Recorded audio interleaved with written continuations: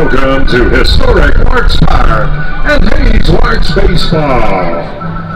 Tonight's Rocky Mountain Baseball League contest features the Liberal BJs and your Hayes Larks. The BJs enter tonight's game at 28-4 overall, 23-1, and currently in first place in the league, while the Larks enter tonight's game at 29-7 on the season, and at 20-3 are sitting in second place in the Rocky Mountain Baseball League.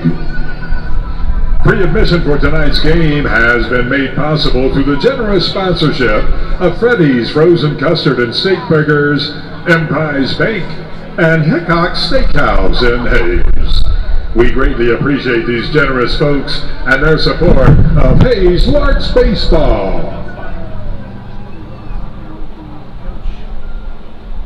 And now let's meet tonight's starters for your Hayes Larks.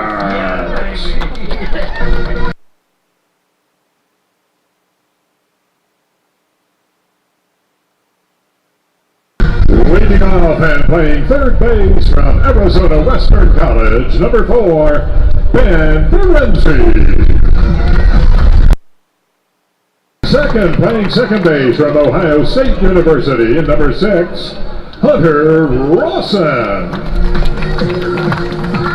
Batting third, playing right field from Creighton University, number 1, Jack Terosian. Batting fourth, tonight's beverage batter from Murray State, the first baseman, number 20, Garrett Rule. Fifth, playing left field from the University of Tennessee, number 33, Dylan Dreiling. Batting sixth, playing center field from East Tennessee State, number 8, Leo Jimian. Batting seventh, as designated hitter from the University of Oklahoma, number 28, Cade Brown. Batting eighth, playing shortstop from the University of Tennessee, number 3, Austin Jaslow. Batting ninth and catching for the Larks from Northeastern Oklahoma State, number 7, Brady Evans. And tonight on the mound for the Larks from Dallas Baptist University, number 17, Brady Rose. Ladies and gentlemen, in his 40th season with the Larks, please welcome the head coach, Mr. Frank Leo. Larks pitching coach is Keith Hyper. Assistant coach is Dusty Dreyer.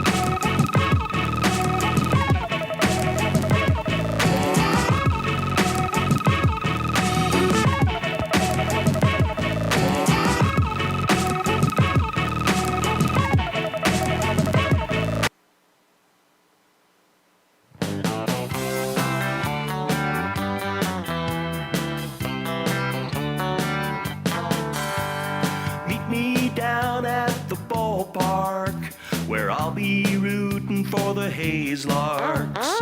All of my friends are gonna be there too. Nothing in the world I'd rather do than grab a hot dog burger and a cold beer. You'll hear me yelling out a big cheer, 'cause whether they win or whether they lose, I'll be rooting for the Hayes Larks. Hayes Larks! I'll be rooting for the Hayes Larks. I can't wait to see a home run. I know for sure there's gonna be one.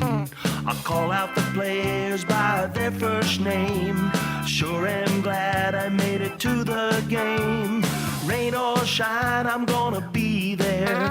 If the stands are full, I'll bring a lawn chair.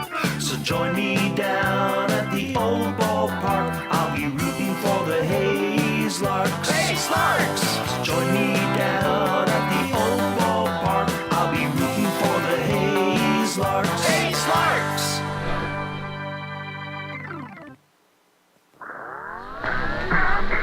Couple of big games up on the agenda for the Larks. This game 1 of 2 against the Liberal BJs. Decisive games as both teams race for the Rocky Mountain Baseball League crown. It is Brady Rose on the bump, getting his 3rd start of the season. Up 0-1 the count, gets another swing and a miss on the season. This one from Gavin Brzezowski, the right fielder at the top of the order. Rose up at the count 0-2. Larks 2.5 games back from the Liberal BJs in the RMBL standings. Looking to move up. 3 pitches and a strikeout for Brady Rose. It's his 37th of the season. The second baseman, number 15, Keaton Brady. Strikeout number 65 for Brady Rose in his 2-year career.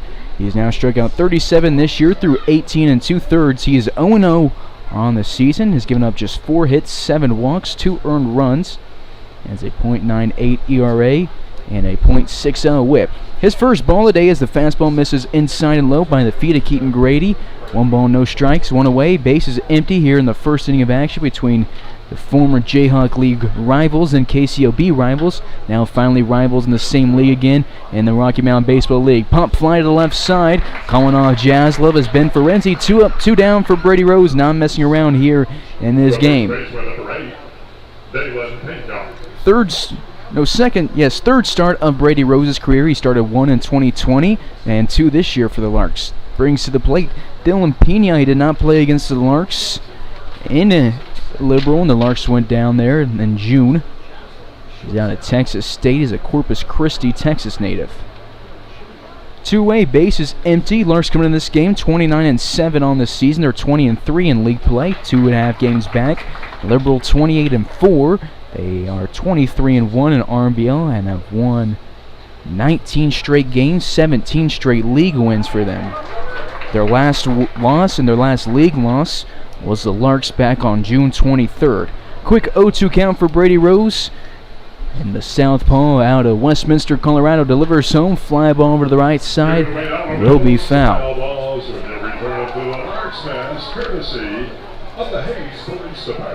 Brady Rose sure gets a lot of strikeouts. He's currently leading the team despite the guys behind him each throwing 29 innings pitched on the top 3 leaderboard. He's only thrown just now 19 innings.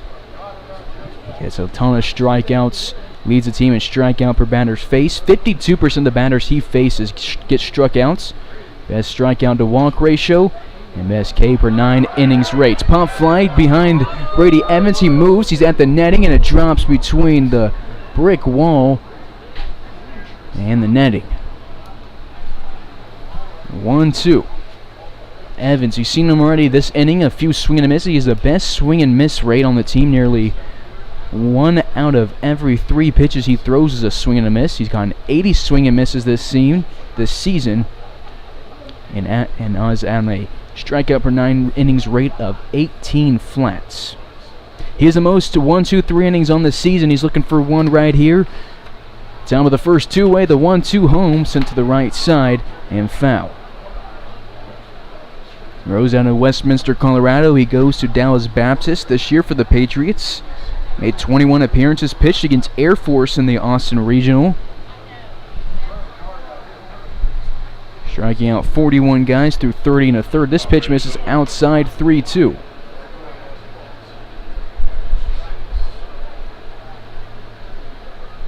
Brady Rose looking for his 10th 1-2-3 inning of the season.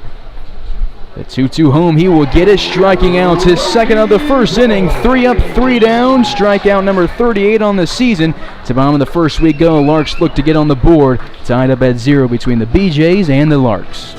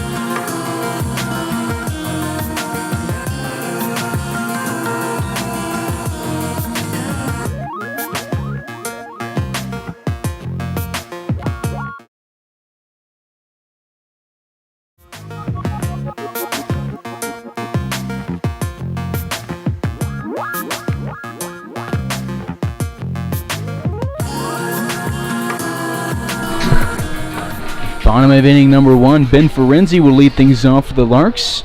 He's a man out of Melbourne, Australia, working with an 0-1 count against Jackson Berry. This year versus the BJs, Ben played in both games in Liberal, went 2 for 6 with a run and a walk. 1 ball and a strike. Jackson Berry on the bump. He is 4-1 this season through 10 appearances, just like Brady Rose, who pitched a 1-2-3 first. He's making his 3rd start of the season. And he will miss here. 2 balls and a strike. He's thrown 29 2/3, striking out 48, walking 10. 2.12 ERA, 1.32 WHIP. He delivers one to Ferenzi, who grounds it to Leary. The shortstop hop throw to first in time for the first down to the bottom of the first inning. To the newest member of the Ohio State Buckeyes we go. Hunter Rosson from Aledo, Texas, has the bases empty with 1 away. Rosson 0 for 3 against Liberal this season with a walk. He had played in both games for the Larks. In game 1, he went 0 for 3. And then in game 2, he pinch hit and pinch ran for Dylan Dreiling, who pulled his hamstring in the 3rd inning. Not pulled it, but he re-injured it. And then he ran for Dreiling and then walked in his only plate appearance of that game. His second pitch gets sent on the ground ball to Leary, who fields it. Back-to-back groundouts to the BJ shortstop, puts 2 outs on the scoreboard for Jack Terosian. From Creighton University, the right fielder, number 1, Jack Terosian. Terosian now to Creighton University. He has Gruel on deck with Dreiling in the hole. Big game for both teams. Larks need to win both of these if they want to get a chance at the Rocky Mountain Baseball League. Liberal wants to win both of them if they want to be comfortable moving in towards the end of the season.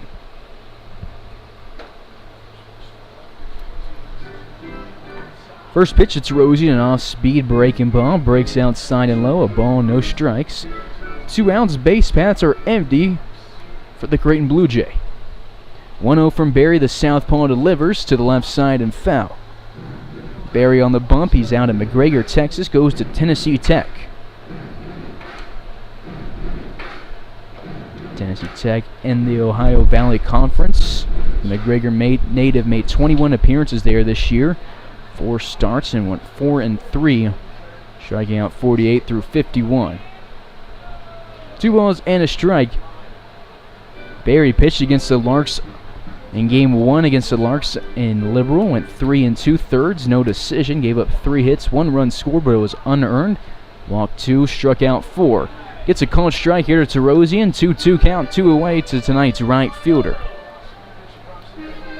Each team won a game in Liberal on that doubleheader. Game 1 was started on the Wednesday night, then it got rained out.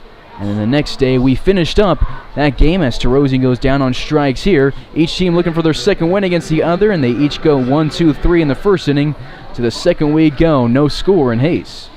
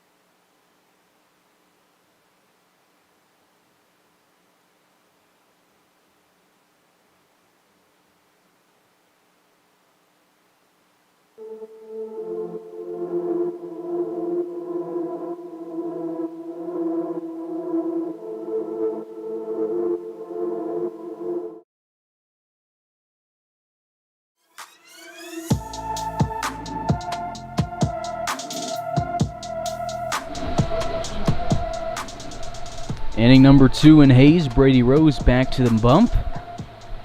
Fires in a first pitch ball versus Tice Armstrong.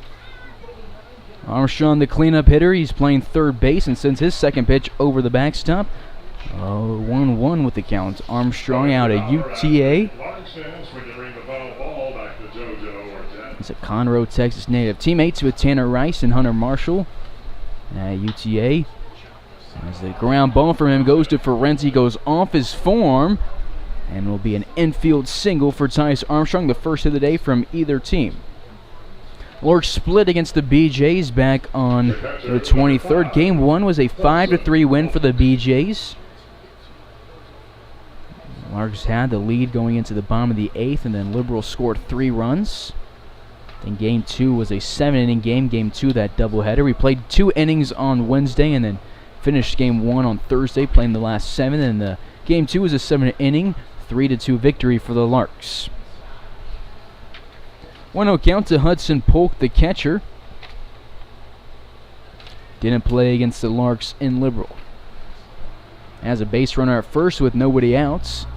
And his 1-0 pitch will miss the zone. 2 balls, no strikes. The thing about Brady Rose on the bump is he's got to be efficient with his pitches. As we're working on about a 65 pitch count for him, a pitch limit. Ground ball up the middle, should be 2. Jaslove gets it, tags the bag, throws to first in time. Double play, 6-3. Larks get 2. Let's check out that defensive alignment and see how we're looking for the Larks. From left to right in the outfield, Dreiling, Jiminian, Terosian. Ben Ferenzi at the hot corner. Jazz at shortstop, who just turned the double play. Thrown to Garrett Gruhl, who's at first place. Hunter Rossi getting another start at second base, despite seeing most of his action in the outfield. And then we got Brady Rose on the mound and Brady Evans behind the plate.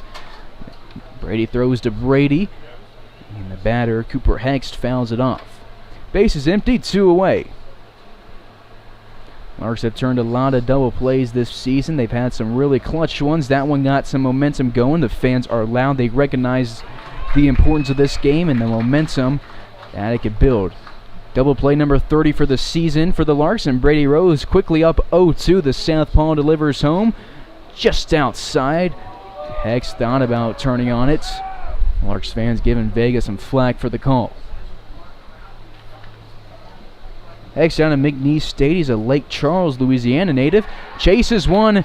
Brady Evans picks it up, throws to his teammate at Murray State, Garrett Gruhl, who loses it, and then Cooper Hex turned to his second base instead of turning to the dugout to go back to first base after Garrett Gruhl had to go off his glove. Backing him up smartly was Hunter Rossin, who tosses it to Gruhl to get Hex down. So it's strikeout number 3 of the day for Brady Rose. Liberal going to contest it, but he turned to the second base bag. You can't do that.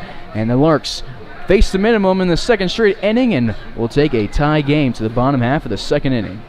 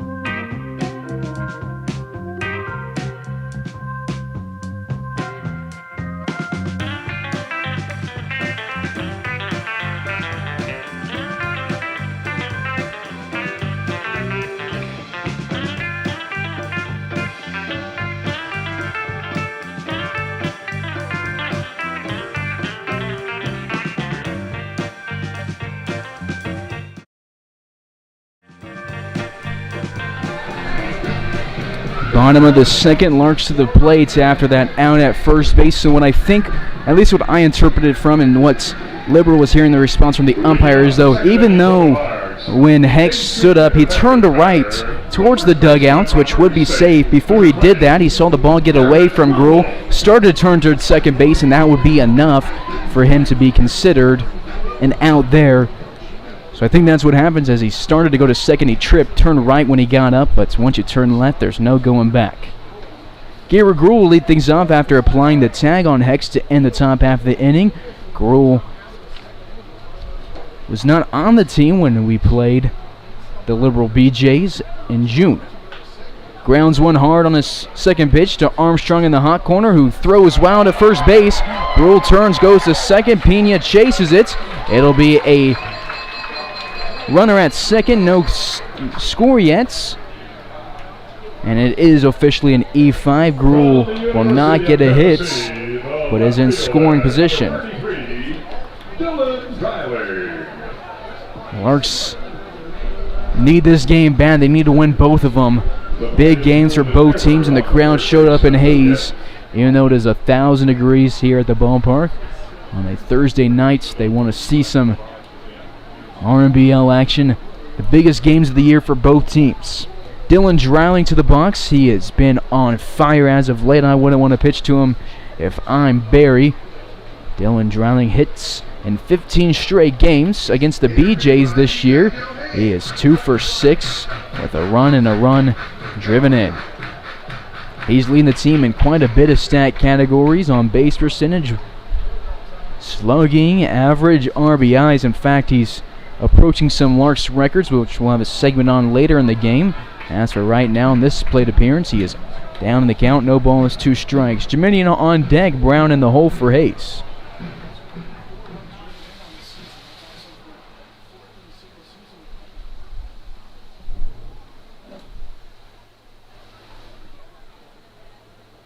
The 0-2 to Driley. He swings and misses at. Barry gets his second strikeout of the day, number 50 on the season. He leads the BJs.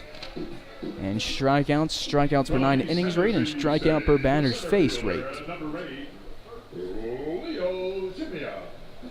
1 away, runner at second for the man out of St. Lo, France, Leo Geminian.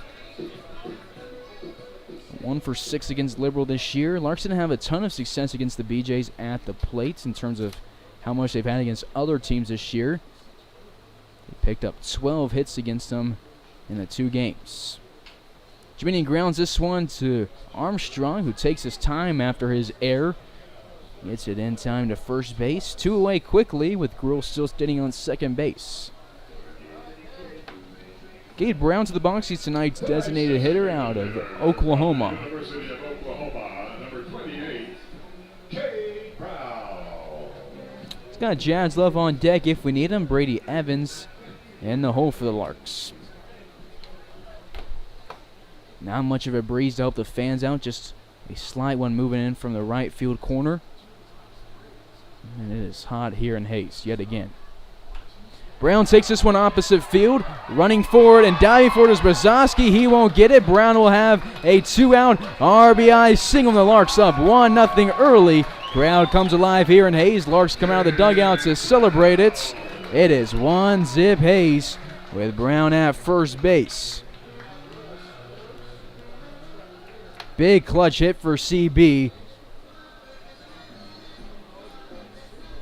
Picks up RBI number 23 of the season as Garrett Gruhl scores his 16th run. This is Brown's first game hitting against the BJs this season, and as his first at-bat, takes one opposite field for a single, bringing home Garrett's Gruhl.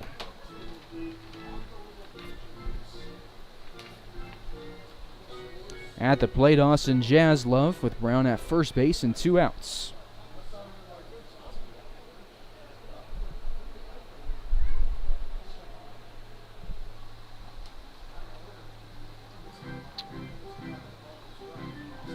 Brown now with 31 career RBIs for the Larks, had just 8 last year through 19 games.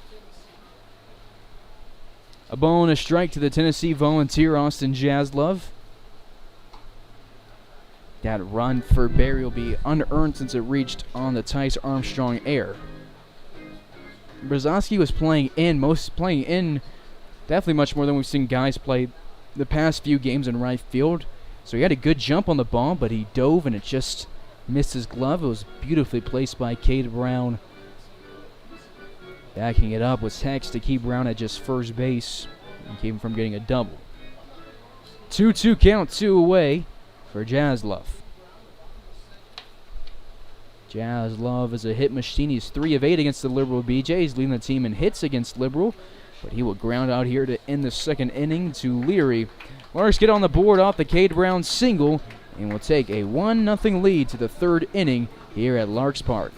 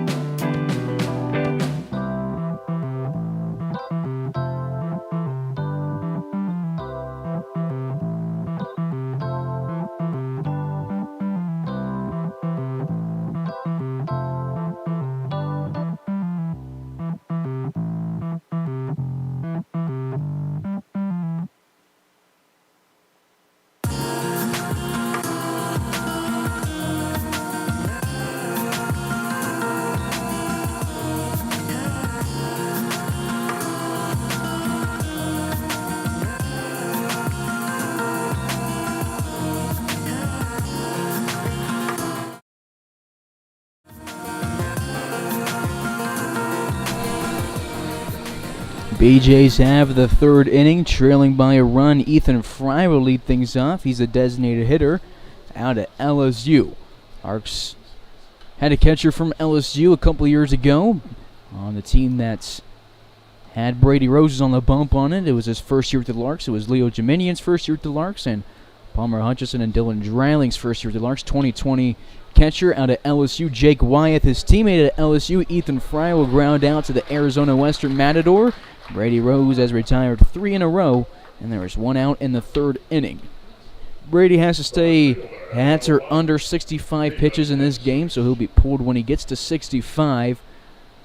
But right now I got him at 25 pitches on the day, so he's got 40 to work with, and he has 1 away for Caden Hensley, the left fielder, out of Lubbock Christian. He is a Lubbock, Texas native. 1 away, first pitch in the zone, Brady Rose. It's the strike. Ground ball to the right side early on the swing was Hensley, and that'll be an 0-2 count. The thing about Brady Rose, you think about how dominant he's been for the season, just really untouchable. Probably one of the most humble guys we got on the roster. He just comes out here, balls, no ego, no mean attitude. He's one of the nicest guys on the team. He just plays baseball, gets outs, and has fun. 1 away, base pass emptied as a 1-2 count, to the left fielder. Swing and a miss, strikeout number 4 on the day. Evans will throw it to third instead of first base. Running like it was a drawn third strike was Hensley. And he will be out number 2 the third inning. Brady continues to be untouchable. There's 2 away, base paths empty. He's going to be a big player this year at Dallas Baptist. He was big for McLennan, and he was playing JUCO ball. His sophomore year, he made 16 appearances, went 8-1, helped lead the team to the national championship, and was a first-team all-conference selectee. We had a scout at one of our games in 2020. It was JUCO baseball. They scouted him and clocked his fastball from 87 to 88 with a 90 topping out. But the scout said if he gets his velocity up a few ticks, he could be a fairly high draft pick. And the scout labeled him a high D1 pro prospect. And you can see why. He is cruising here in the third inning. 0-2 count, 2-way to the bottom of the order. Ryan Leary out of Texas State. Rose takes a while to deliver this one. And then the southpaw delivers off the turf. 1-0 or 1-2. Rose stands at 6'4". He has 2 more years of eligibility left, I do believe. He spent 2 years at McLennan and spent 1 year at Dallas Baptist, so 2 more years for him counting that COVID year. 1-2 to Austin Jaslov. Bounces low forwards, gets a nice snag by Jaslov, gets Brady Rose his 12th 1-2-3 inning of the season. 3 up, 3 down, 2 groundouts and a strikeouts. Larks will look to add to their lead in their half of the third here in Hayes. This is Carson Ackerman on the call. You're tuned in to Larks Network.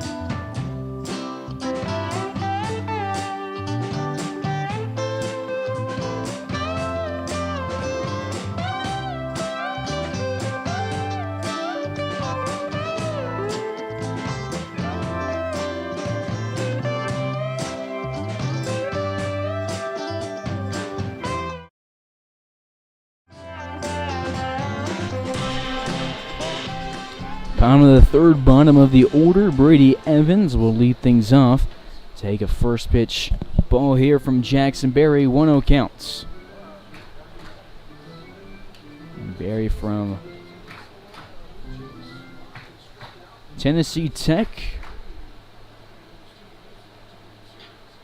Standing at 5'9". Missed the zone here. 2 balls, no strikes to Brady Evans. Brady played in one of the games against Liberal. It was game 2.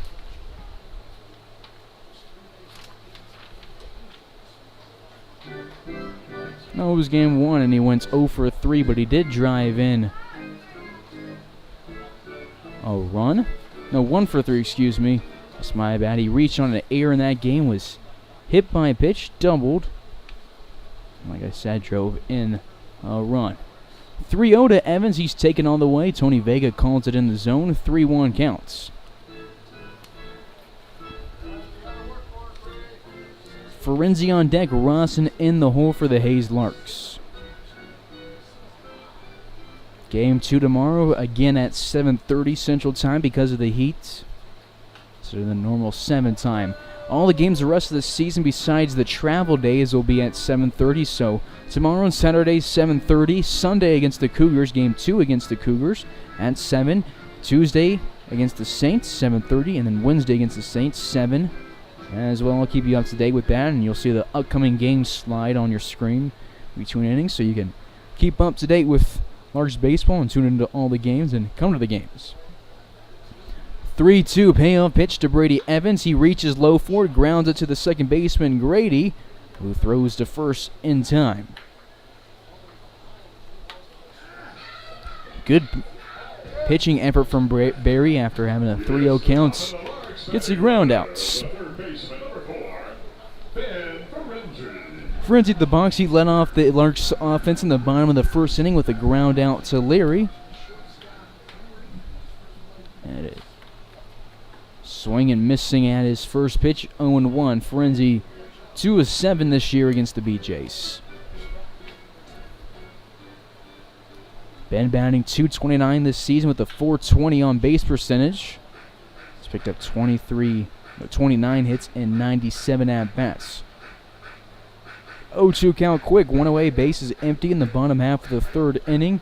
Barry sets up on the third base side of the rubber, but Ferenzi wants time, trying to break up the tempo. Also, we're waiting on Hensley to get back in the spot at left field.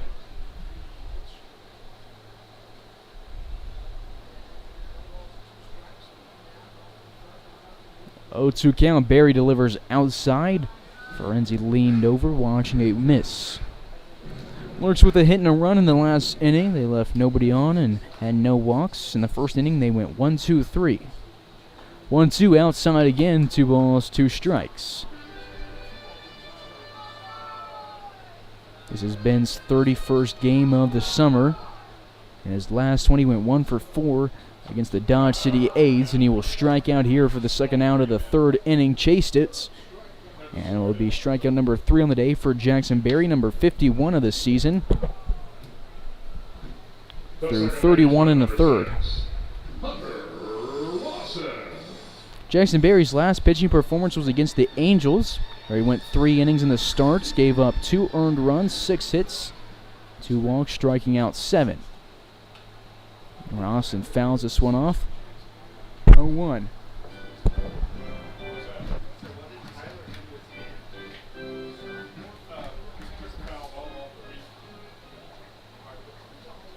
Berry from the windup.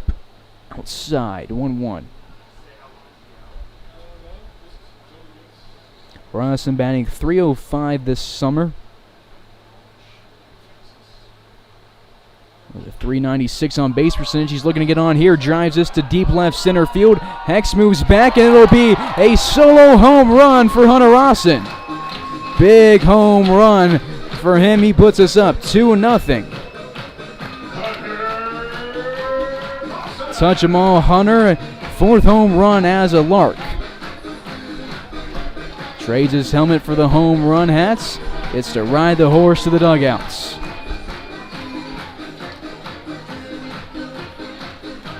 2-zip Larks as Terosian steps to the plates. Rawson, 3 home runs on the season were all in Colorado, gets his first in Kansas. Drives in RBI number 21 and scores his 38th run of the season.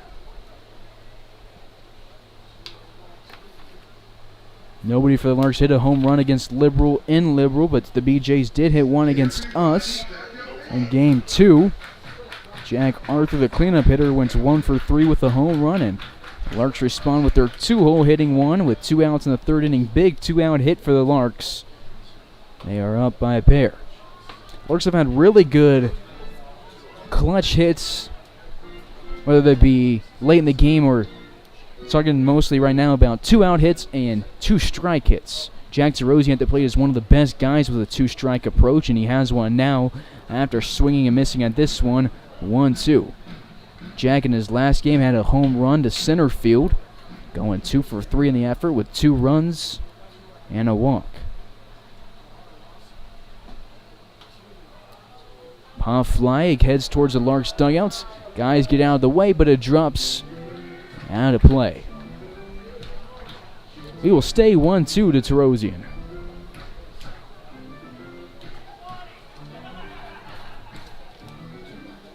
Larks 2 hits today, 1 from Cade Brown, 1 from Hunter Rawson. Rawson now on a 4-game hitting streak because of his home run. 1-2 counts. The pitch will be outside, 2-2 counts.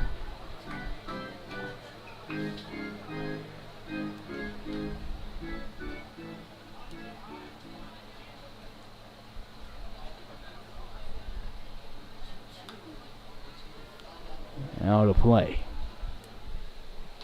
Larks started this inning with the Brady Evans ground out, then Ferenzi struck out.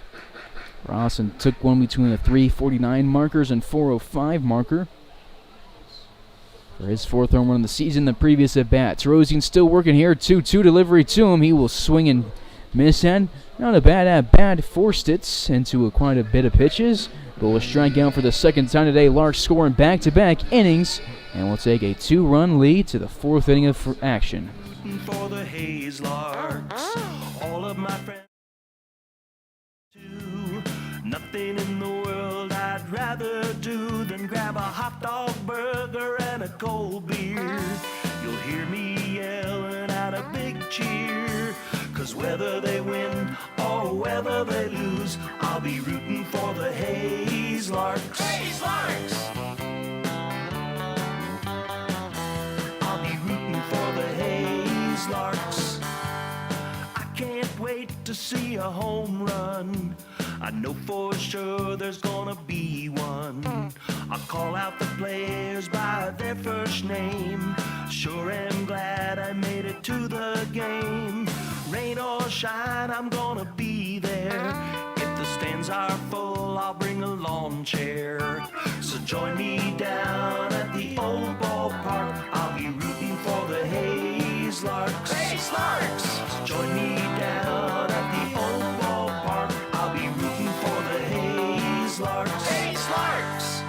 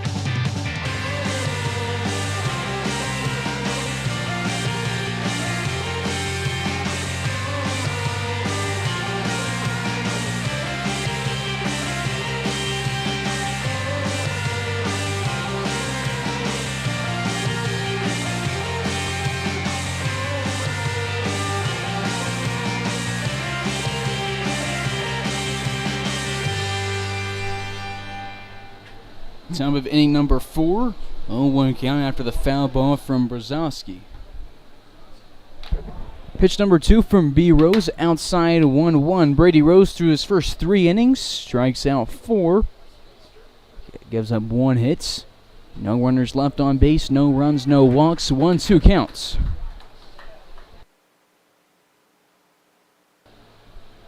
Brady's last outing, he went 3 innings against Fort Collins and had his worst outing of the season. Looked a little bit shaky getting going, but after that first inning, really settled down and looked like himself. We will send this pitch to Brzezowski, who sends it to Dylan Drowling in left field for out number 1 of the 4th inning. Brady's now retired 6 in a row. Second baseman number 15, Keaton Grady. But before that outing against Fort Collins, he had thrown 15 1/3 runless innings.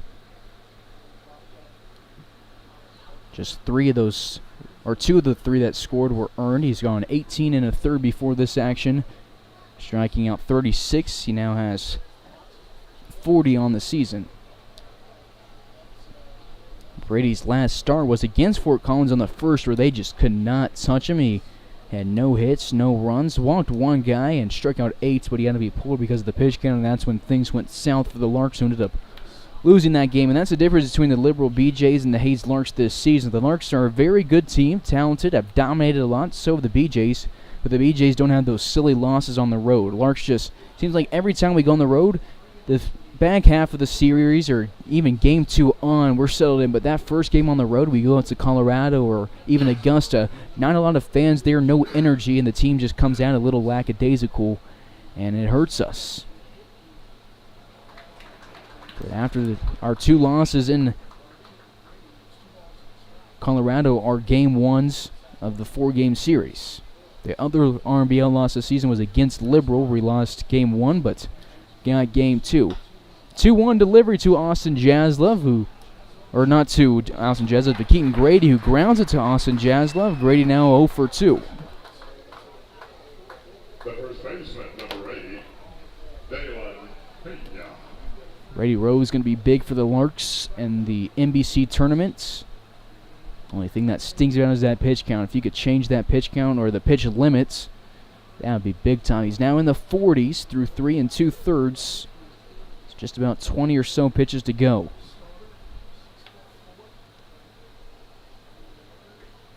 Pitch inside to Dylan Pena, who never set up to swing. It'll be a 1-0 count. Pena struck out swing in the first inning to end the top half of the first. We're at the 3-hole in the order. It's the first baseman out of Texas State. 1-0 Rose from the windup. Fastball. Not sure where that missed. 2-0.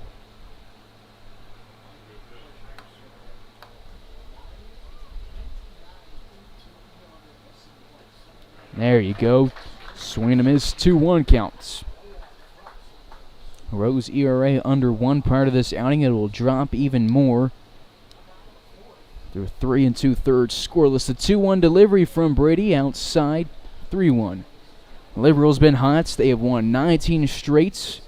They are 15-0 in July, 16-3 on the road, and have won 5 straight road games. Larks have won 6 in a row, won 13 of their last 14, won 10 straight league games, but have won 10 straight home contests.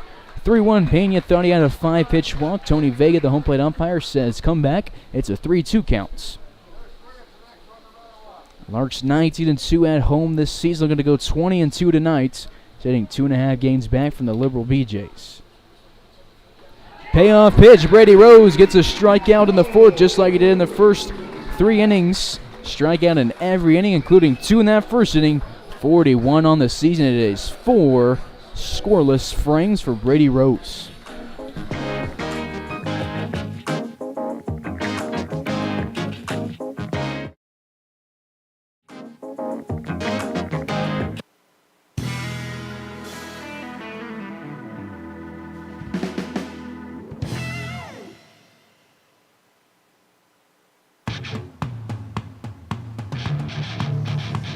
You're tuned in to the Larks Network.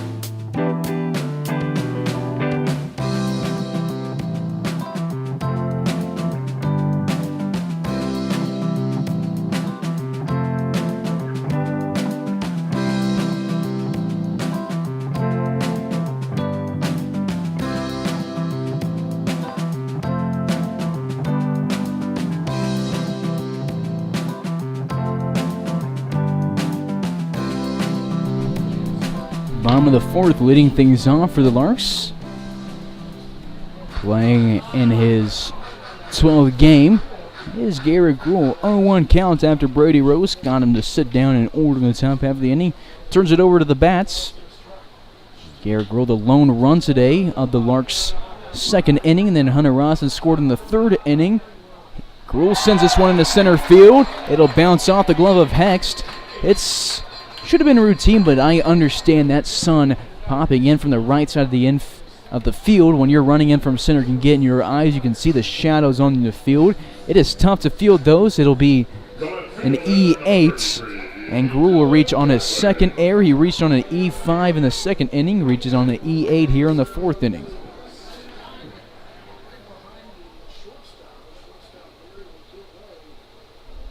Hunter at first, nobody out in the bottom of the fourth inning. Dreiling to lead things off.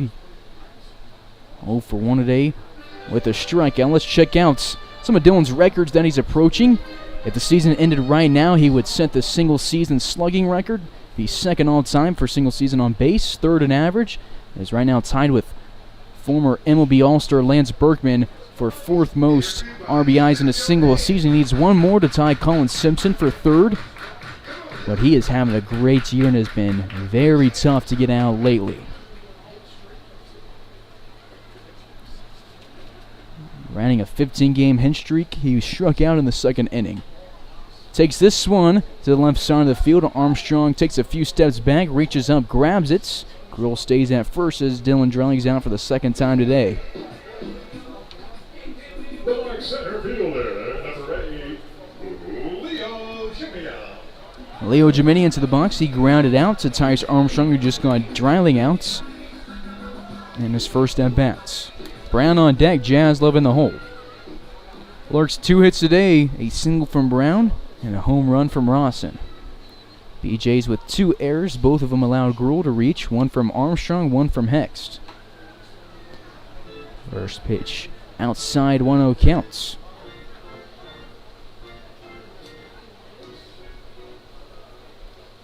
Leo spent a little bit of time away from Hayes, going to Belgium to play for France in the European Championships. France went 4-0, winning Group B. Had Slovenia, Bulgaria, and Ireland in it. Leo was dominant at the plates. Picked up a ton of hits, had a great batting average, and will look to continue that success here in Hayes. He grounds this one up the middle, but the shift was ready for a double play. Leary tries to tag Garrett Gruhl and he misses him. And he doesn't throw to first, so everybody will be safe. Jiminian at first, Gruhl at second. Gruhl has gotten the best of the Liberal defense today. Fielder's choice reaching on for Jiminian. 2 on, 1 out. Out the dugout to argue another call today. It will be Jim Blair, the head coach of the Liberal BJs. Well, we got another second, so let's take a look at another guy who's looking to set a record. He's not with us today, but Palmer Hutchison, sitting right now 4th single season, and for slugging percentage would be 3rd right now if it wasn't for Dylan Dreiling. And they will toss Jim Blair here in the 4th frame. Sorry, Palmer, we love you, but we going to turn our attention to Jim Blair right now. He just got tossed. So no head coach for the rest of the game for the Liberal BJs, and I'm not sure what that means for tomorrow's game. But regardless, Gruhl is at second base. Jiminian at first base. I was looking at the stats for Palmer, and all of a sudden I see the umpire, Hunter Fitzpatrick, hold up the out sign. I'm like, they calling Gruhl outs? But no, they're saying Jim Blair, bye-bye, we'll see you tomorrow. But back to Palmer, I mean, normally .668 would lead the team for slugging percentage, but Dylan Dreiling, what he's doing is unprecedented. Simpson, former Oklahoma baseball player, sitting in second, day just in front of Palmer Hutchison, and Austin O'Brien currently tied with Hutch. So there's 2 on with 1 out for Cade Brown, who had a single back in the second inning, took his to right field. Would like another one here to bring home Garrett Gruhl for a second time. Larks fans bringing the noise tonight. Sure like seeing Blair get ejected. one of the loudest atmospheres we've seen at Larks Park this year. Larks have had the best attendance by any team in the Rocky Mountain Baseball League by far this season. Even when we went to Liberal, the fans there that was the biggest away game we've had, but they still didn't match up to what we're doing at Larks Park. A ton of fans here tonight, but they're ready for some Larks baseball because those two games we had in Liberal were the two most fun games, I think, of the season in terms of late game back and forth action and tension and fun. We've had a lot of fun games. It was fun to throw 2 no-hitters this weekend and cruise against the Colorado Tri-Buds. We're ready for some competition. 1-1 count to tonight's DH. Gruel sitting at second, Jiminian at first. It is 2-zip Larks.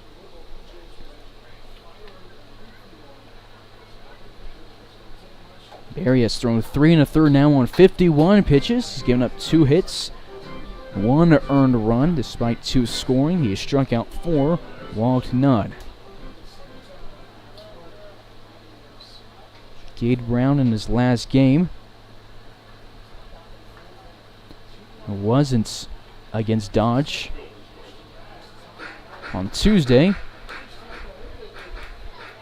It was against the Tribe on Monday where he went 0 for 4 and struck out 3 times.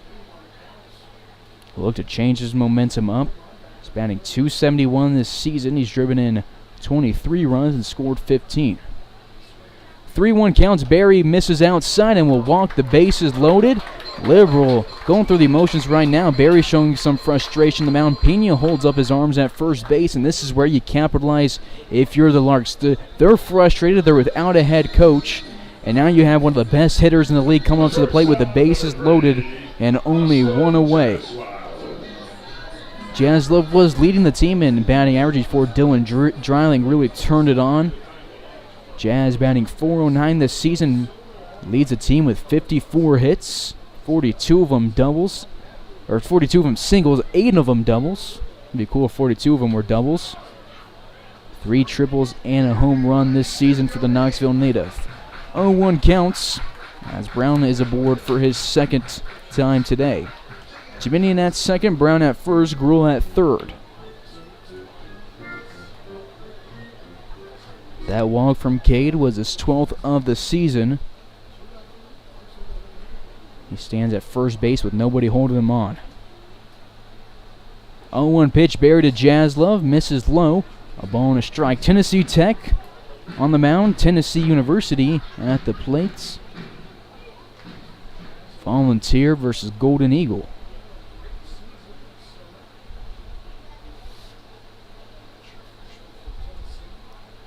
Southpaw Barry looks at Jiminian, goes home. Jaslov cuts at it. It's at the letters, and he sends it to the backstop. 1-2. 1-2 pitch. It's going to be a big one. Jaslov looking to bring home a couple of runs. Barry looking for just the second out of the 4th inning. Larks have yet to leave a runner on base today. They had no hits in this 4th inning despite having 3 guys on the base paths.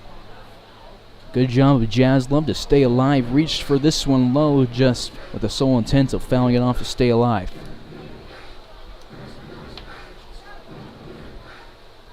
Gruel reached on in that air from Hex. Jiminian reached on a fielder's choice when Grady tried to tag out Gruel. Gruel dodged the tag, and then Brown just reached on the walk. The only out of this inning was the drilling pop out to Armstrong. 1-2, Jaslov sends to the left side. It'll get into left field. They're going to wave Jiminian home. That's a fast guy. It's going to be a tough play for Hensley, whose throw gets cut off. 2 RBIs for Dawson Jaslov on the single. It is 4-0 Larks. This is good to see the Larks so fired up about scoring some runs, because the past few days it was just, oh, we scored 1. Oh, well, we have 16 more on the scoreboard. But now these runs, every single one of them is a big one, and Jiminian and Gruel score here. Gruel's second run of the day. Jiminian's first. It is 4-0 Larks. Big clutch. 1 out, 2 strike hit for Jaslov. Jaslov now on a 5-game hitting streak, standing at first base. Brady Evans at the plate, pops one up. Polk looks at it, doesn't have to go very far. He does catch it. And the Oklahoma native pops out to the Oklahoma Sooner. Jaslov now with 55 hits, 34 RBIs. Dominion scores his 26th run of the season. Rule scores his 17th. 2 away for Ben Ferenzi at the top of the order. Ben, the 7th hitter of the 4th inning. He is 0 for 2 with a strikeout and a ground out. Good pitch, had some break on it, and Ferenzi fouled it off. 0-1 counts. Game 2 tomorrow night. Larks need to win both of them against the BJs. 4-zip Hayes over Liberal.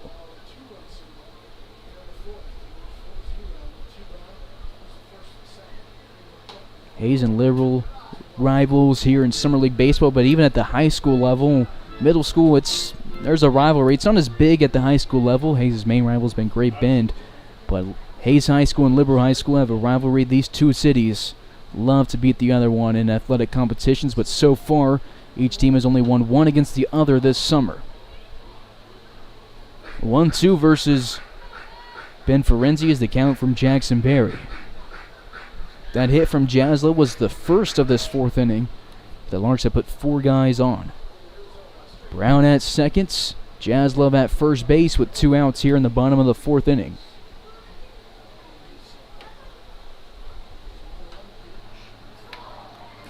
Curveball fouled off, 1-2.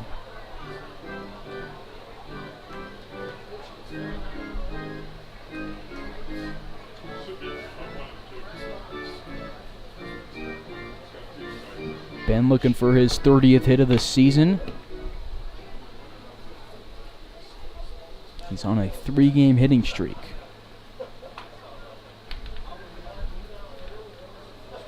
Two on, 2 outs with a 4-0 lead for the Larks. The 1-2 delivery from Berry to Ferenzi, a swung and a miss.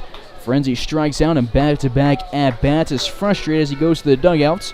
But Larks get 2 more runs on the scoreboard thanks to Austin Jaslov. 1 in the second, 1 in the third, 2 in the fourth. 4-0 Larks. To the 5th we go. Hayes Larks. Hayes Larks.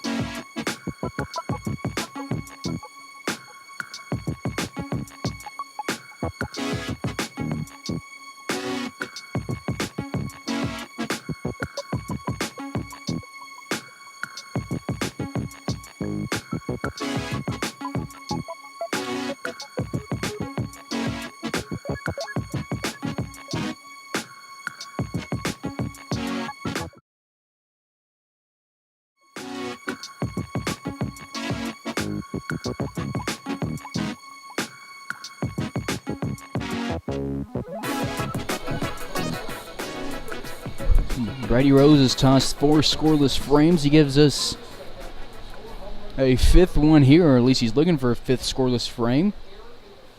Here in the 5th inning, it is 4-0 Larks. First pitch to Tyus Armstrong in the zone. Brady has given up 1 hit, no walks, no runs, no runners left on, and has faced the minimum through 4 innings. Ground ball goes to Ben Ferenzi. It's hit hard, but Ferenzi reaches low and throws across the diamond in time.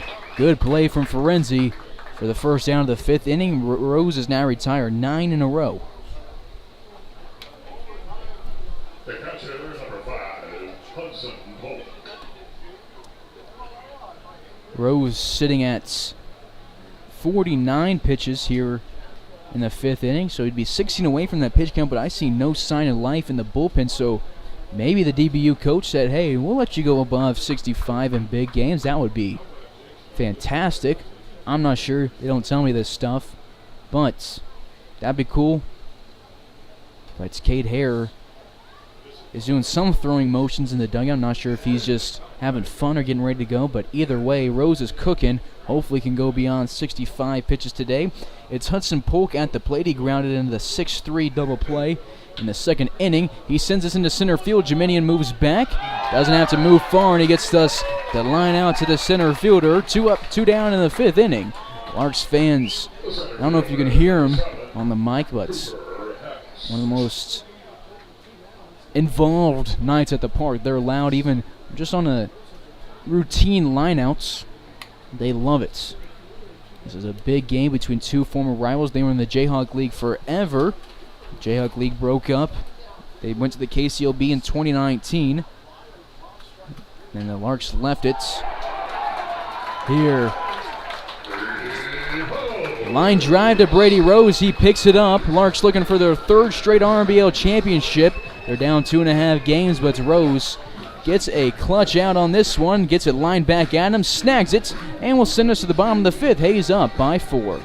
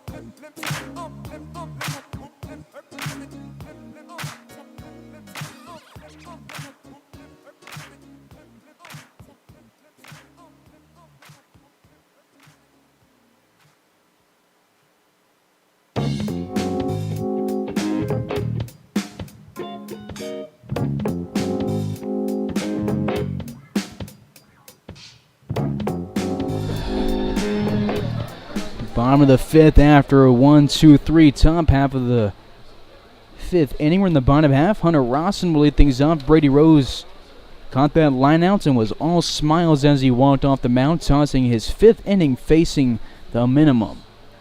0-1 count to Rawson becomes 0-2. Tough call from Tony Vega behind the plates. Rawson shrugs it off and will be working with an 0-2 count.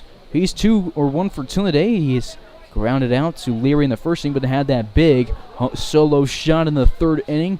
Goes down on strikes on 3 pitches here in the 5th inning. The right fielder, number 1, Jackson Berry still in the bump. He's thrown 4 1/3 and has struck out back-to-back batters. Terosian to the plate. He is 0 for 2 with 2 of the strikeouts that Berry has thrown today.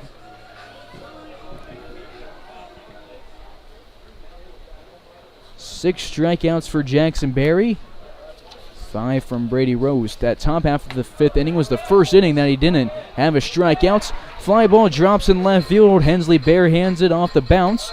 Terosian's in the hit column and is on a 10-game hitting streak, the 3rd longest active one on the team. Tonight's 83 liquor beverage batter, the first baseman, number 20, Garrett Gruel.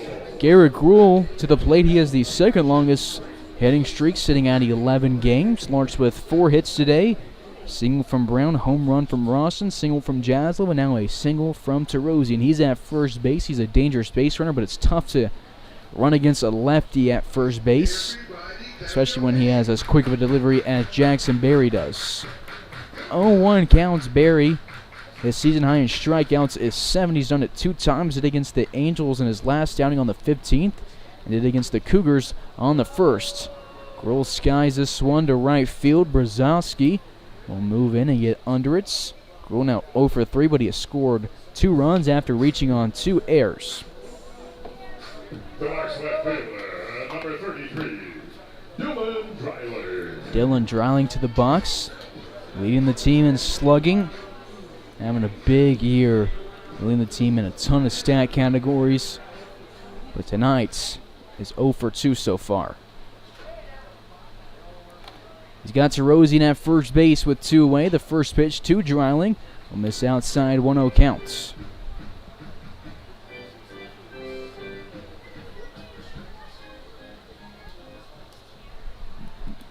Larks haven't scored a run in every inning after that scoreless first inning.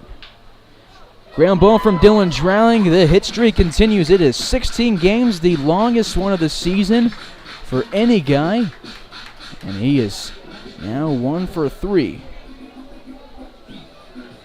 Terosian at second, Dreiling at first. Those are 2 fast guys. Virginian, who scored from second base on the Austin Jaslov double in the last inning.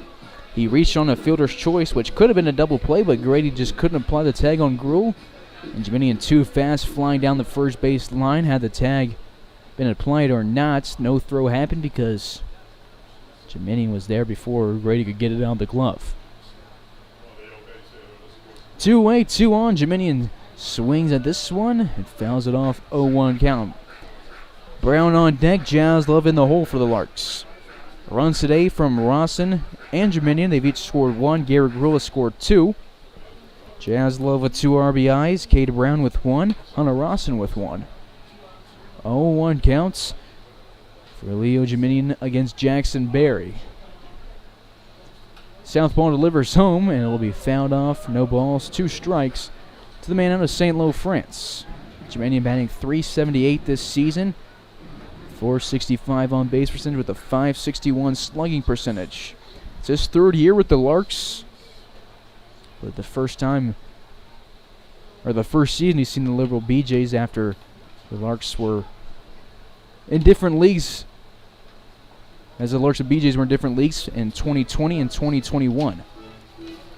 They were in the Rocky Mountain Baseball League for the first year together. Larks have won back-to-back championships. These 2 teams were in the Jayhawk League together from 1976 to 2018 and in the KCLB for 2019.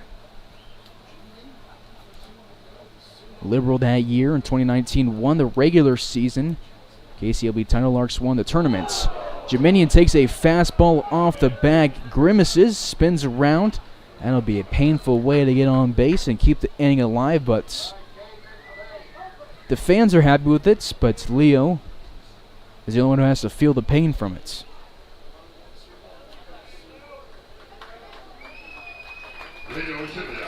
He's all right. He walks down the first base line, gets some applause from the fans. It's the first hit batter we've seen on the day as Cade Brown will step to the plate. Bases loaded now in back-to-back innings. Cade Brown at the plate having a good day. He is 1 for 1 with a single and a walk out of the dugouts. It's either Jared Maeda or Lane Field, but one of those 2 is going to have a chat with Jackson Berry. Bases jacked 2 away in the 5th inning. Larks currently sitting 2.5 games back. Baseball League from the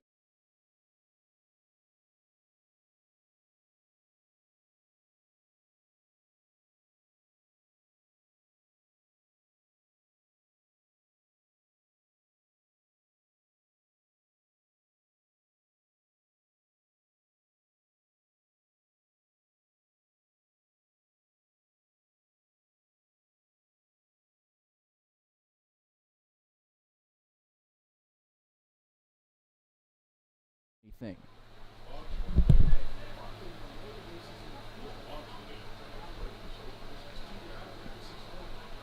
Two-away, base is jacked for Cade Brown. The first pitch starts down the middle, slides inside, 1-0 counts. Brown didn't play in either game against the BJs in June. He's looking for his second hit of the day and his third trip to first base. Terosian at third, Dreiling at second, Jiminian at first. This pitch outside, 2-0. Tough situation for Barry. You're already down by 4, and you have the bases loaded. And you kind of got to throw a strike to Cade Brown. You can't go 3-0 with the counts. But you also don't want to give the man out of OU something good to hit. But the thing about Barry is he went down 3-0 against Brady Evans in the third inning and got a ground out. So it's not the end of the world if he throws another ball here, but it would just be a tough one for him. Does throw a strike, no swing from Cade Brown. 2-1 counts. Jaslov on deck, Evans in the hole for Hayes.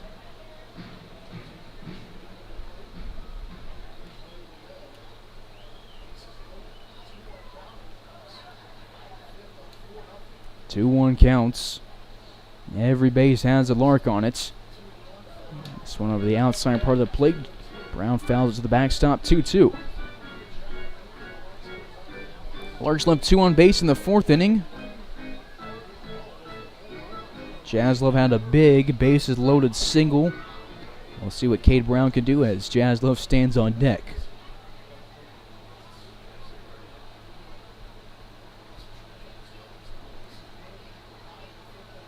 Pitch number 4, the at-bat, ground to the third base side. It bounces foul at the last second, and we will stay 2-2. That was pitch number 5 of the at-bat, not pitch number 4.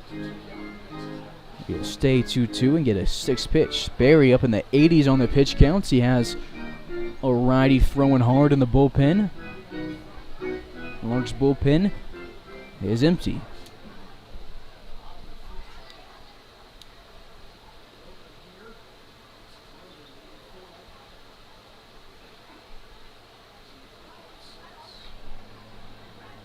Two-two again. Barry delivers to Brown, who sends it to right field. Moving forward is Brzezowski. Moves left, reaches up, and gets it. Larks lead. The bases loaded yet again this season. They've had a lot of trouble with that. But will still take a 4-run lead to the 6th frame of action here at Larks Park.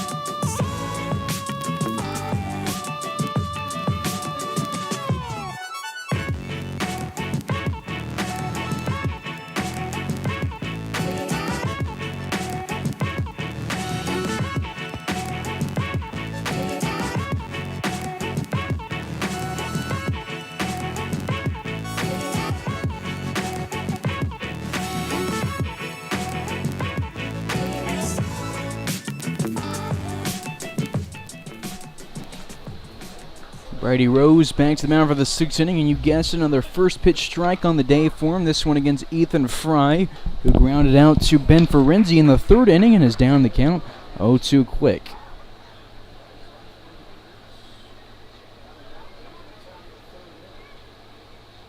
Fry this year batting .357.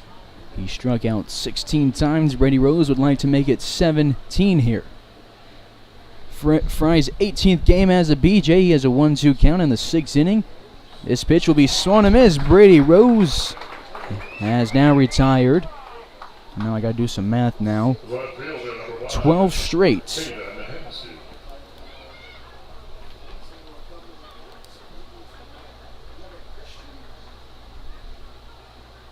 Sixth strikeout of the day for Brady Rose, his first since the 4th inning.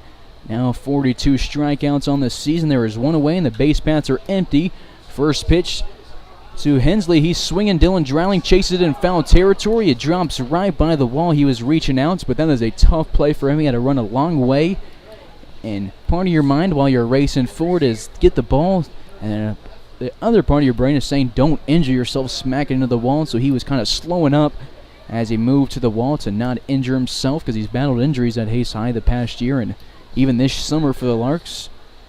And that one will drop, and we will give Hensley another chance.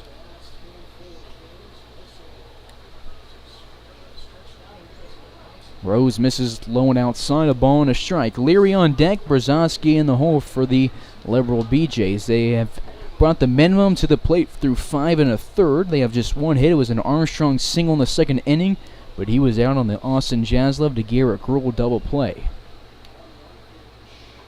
1-1 in the zone, 1-2.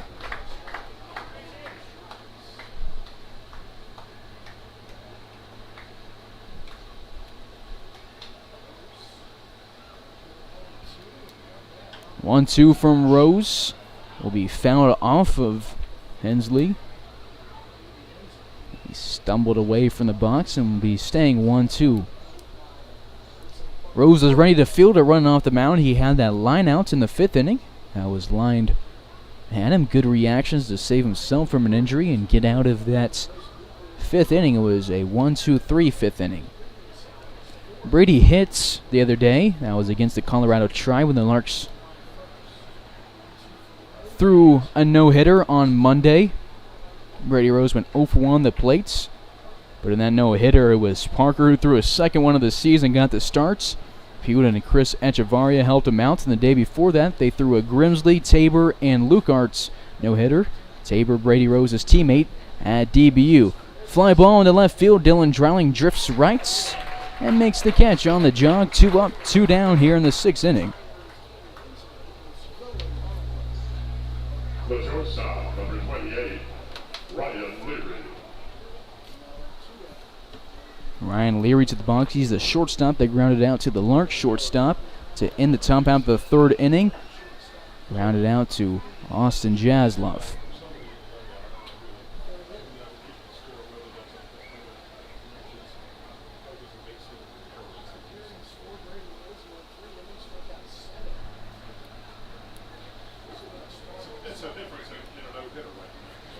Pitch inside, 1-0 counts.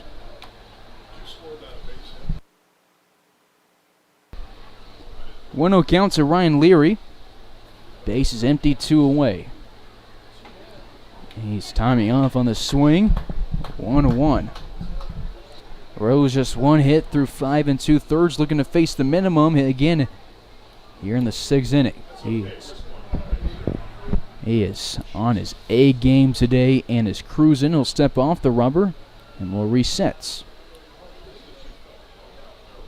Do it for the Larks in the bottom half of the 6th frame of action. It'll be Jaslov, Evans, and Ferenzi, 8, 9, and 1 hitters. 1-1 from Rose will miss slow, 2 balls and a strike.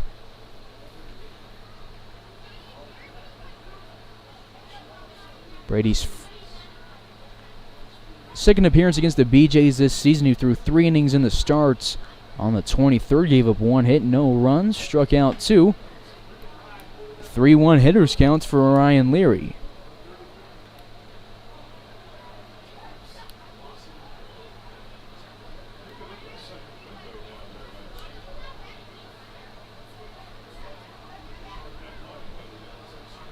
Rose from the windup, pitch number 5, foul to the right side. DeRozan chases it for a little bit, but it'll be out of play.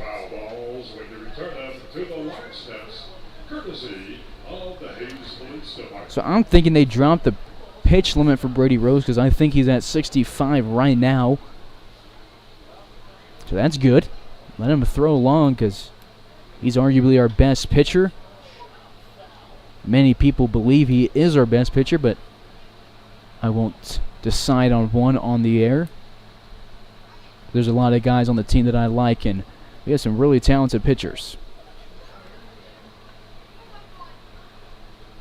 My guess is at some points in this series we will see Hunter Marshall. He started game 1 against Liberal back in June.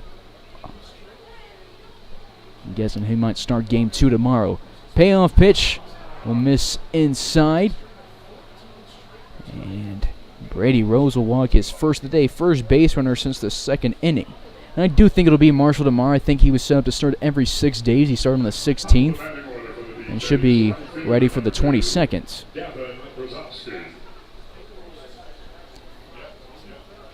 Runner at first with 2 away as we go to the top of the order. Gavin Brzozowski. This will be the first time that Brady Rose faces over the minimum in an inning. Pitch gets away from Brady Evans. And quickly there was a runner at second base. Not going to shake Rose up too much. He started this inning with a strikeout and a flyout, and then on the payoff pitch walked Leary. Brzozowski at the plate. He's out of UTA. He's 0 for 2 today. Struck out and swinging the start of the game, and then flew out for the first out of the 4th inning. It was Dylan Dreiling who caught the flyouts. 1-0. He paints the low outside corner. A ball and a strike. Brzozowski, 28th game with Liberal this summer. He's hitting a team-leading .486 batting average, .561 OBP, while slugging .844. 1-1. He missed the zone. 2-1. The Larks fans upset. Thought they had a called strike. 4 UTA Mavericks in this game. No, 5 in this game. Or 5 between the two teams, not necessarily in this game. That's including Hunter Ross, who spent the past little bit of his life at UTA before committing to Ohio State this summer. Pop fly to the left side. Ben Ferenzi puts a hand on the netting, lunges, and grabs it and gets Brady Rose out of the 6th inning. Good hustle from the Melbourne, Australia native. And Brady Rose, 6 scoreless frames. To the bottom half we go. Larks look to add to their 4-run lead.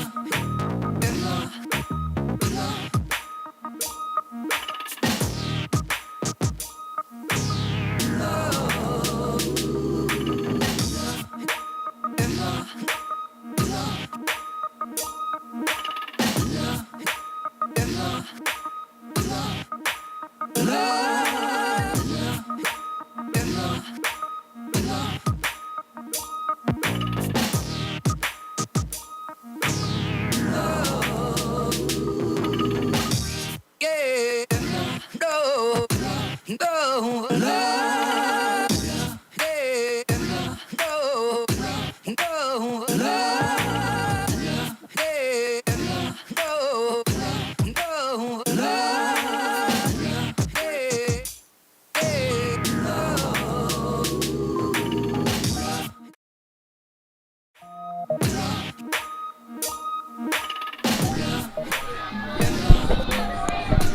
Bottom of inning number 6, Jackson Berry gave us 5 innings and tosses the rock to Nick Moore, a 6'1 freshman out of Texas State. He's a Plano, Texas native, and his first pitch into the Knoxville native is a called strike to Austin Jaslove. Jaslove at the plate, 1 for 2 today. He singled back in the 4th inning but was left at first base, but he drove in 2 runs on that single. 0-1 from Nick Moore. He grounds to the left side. Moore has to chase it off the mound. Jaslove speeding down the first base line. The throw is close, and we'll get Jazz out by 1 step. Good play from Nick Moore to get it and get it there in time. The Larks catcher, Brady Evans. One away bases are empty for Brady Evans, who is 0 for 2 today with a ground out and a pop out. Jaslove now 1 for 3 with 2 groundouts. Moore pitch against the Larks on game 2 against the Larks. On the 23rd, went 2 2/3 in the starts. 3 runs scored on them, none of them earned. He gave up 3 walks, 4 hits, and struck out a season high 7. 1-0 counts, him versus Evans.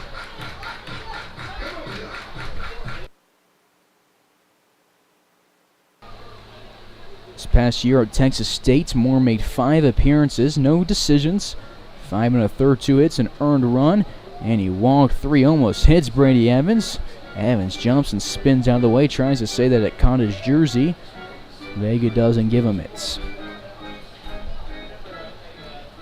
8th appearance this summer for Moore. He's thrown 17 2/3 prior to this one. 2 of them starts.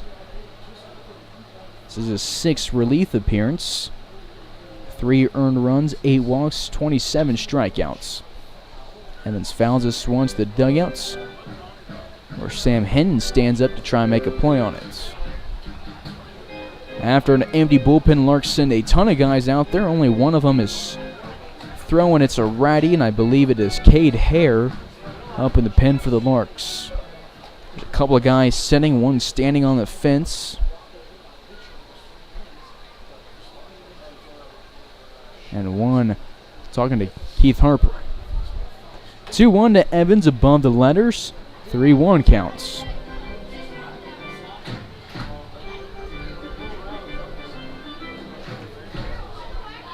Brady Evans sets himself up to get his 2nd win as a Lark. He's 0-0 this season. He's been robbed of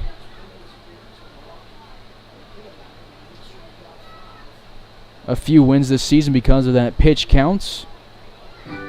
And in Fort Collins, he went 4 1/3, and the Larks pulled him. He wouldn't have got the win anyway because the Larks blew the lead they had in that game. 3-2, full count to Brady Evans. Ferenzi on deck, Rawson in the hole for Hayes. 1 away, bases are empty. Moore takes a deep breath on the mound, is ready to deliver the payoff pitch to the man headed to NSU. Payoff pitch is a walk for Evans. He picked up a ton of those last year and drove up his on-base percentage. Does it here in Hayes, and we'll see if we get a courtesy runner for him. And we will. It'll be Cam Walton out of New Mexico. It's ready for the Larks. From the University of New Mexico, number 25, Cam Walton. Walton's 8th game running. Top of the order, the 3rd baseman, Ben Ferenzi. He's a pitcher, but ever since he injured his arm, they found him courtesy running. He's thrown one a little bit since then, but really he's just been running for the Larks. Interesting that we go with Walton when we got Tanner Rice in the dugout. He's suited up, but they will not courtesy run him here for Evans. We'll go with the pitcher. I'm not saying it's a bad move. but it doesn't matter because Walton will be at second base for Renzi. 15th hit by pitch of the season for Ben. He's responsible for 15 of the 52. Nobody even has double-digit hit by pitches, and he has 15. Gets plunked here on the high part of his shoulder, and will be aboard for the first time today. He's still 0 for 3, 2 on, 1 out. For Hunter Rawson, 1 for 3 today with a home run.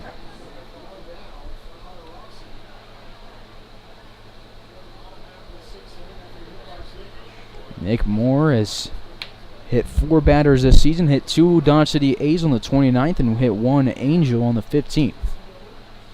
Just like Barry, who started the game, his last appearance was against the Angels on the 15th. Walton standing at second. Ferenzi at first base. Terosian on deck, Gruel in the hole for the Hayes Larks. They have a runner in scoring position, and Rawson already has 1 RBI today. More fastball goes between the legs. The Polk goes to the backstop. Cam Walton rounds third, starts to go home, holds up. He once went earlier in this season second to home on a wild pitch. This time he will stay at the hot corner, but one of the biggest things about it is that now with everybody moving up and any ending double play is off the table. No force at second or third anymore. Walton at third, Ferenzi at second, both looking to score here off the bat to Hunter Rawson. Scoreboard shows a 1-0 count to the Ohio State Buckeye. Rawson, 31 games in a Larks uniform, 21 RBIs, 38 runs. Call strike on the second pitch. Rawson, 19 singles this year, 6 doubles, a triple, and 4 home runs. He's 6th on the team with those 4 home runs. 1 behind Halter and Brown. 5 behind Dylan Dreiling for the lead. Ground ball goes between Walton and Frank Leo. 1-2 counts.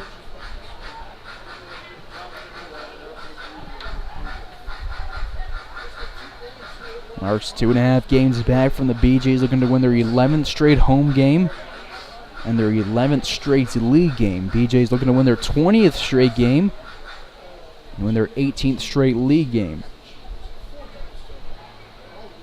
Moore gets his signs from his catcher Polk, squats down, gives him the signs. Moore sets up and will go from the stretch. 1-2.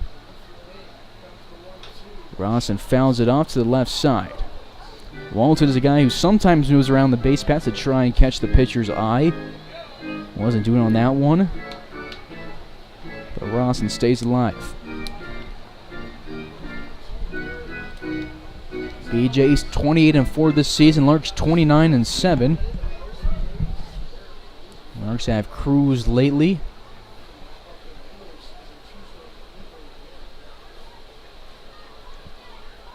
I have 5 straight run rules. 14 run rules this season, 16 10-run plus wins. Rawson goes down looking. His second strikeout of the day. 2 away, 2 in scoring position for Jack Terosian. Terosian a single back in the 5th inning as his lone hit of the day. Looks to keep the inning going. He has 2 outs on the scoreboard right now.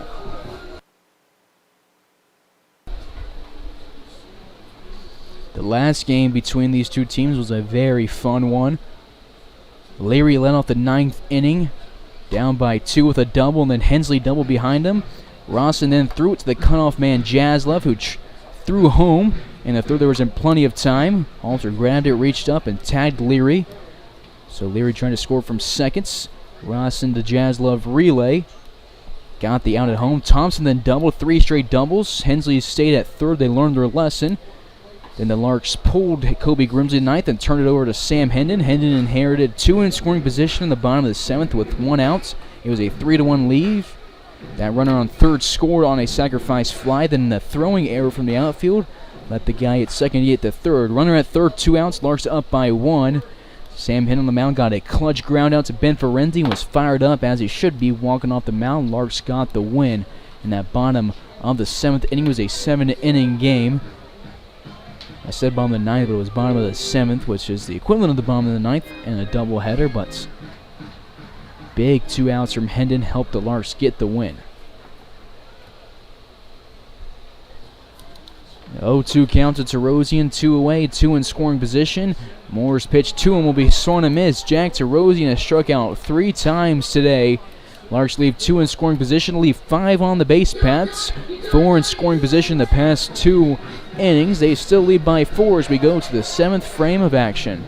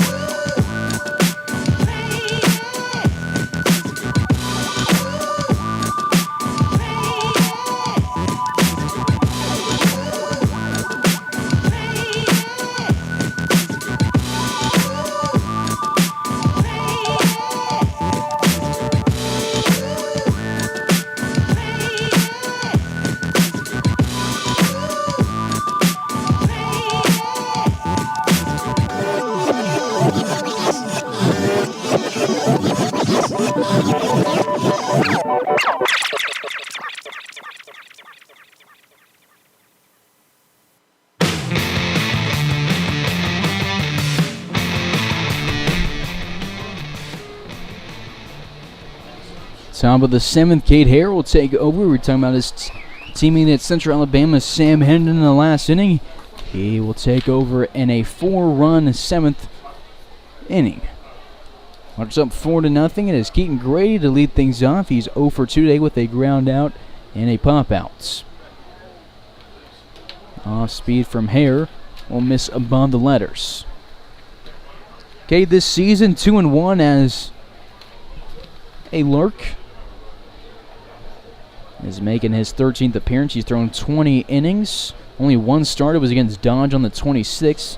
He's given up 14 hits, 5 earned runs, and struck out 19. He misses the zone. 2 balls and a strike here. Nobody out, nobody on to the leadoff man on the 7th inning. Grady out of Incarnate Word. He's an Elgin, Texas native. Larks have a couple of former Larks right now at Incarnate Word. Hernan Yanez and Jimmy DeLeon, who played for the Larks in 2019. Currently, they both went to Cochise College. Line drive goes down the right field line. Larks fans breathe a sigh of relief as it misses to the right side of the foul line, and we will go 2-2 with the counts. A lot of former or familiar names in terms of school and hometowns for the BJs. Got UTA, which we got a few guys out of there. Weatherford. Larks second baseman Rawson, a former Weatherford guy. And Carlos Tavera, who is now with the Orioles, played for the Larks for a few years, and he's another former Weatherford guy. Line drive goes into center field. Keaton Grady now 1 for 3. First hit since the second inning for the Liberal BJs.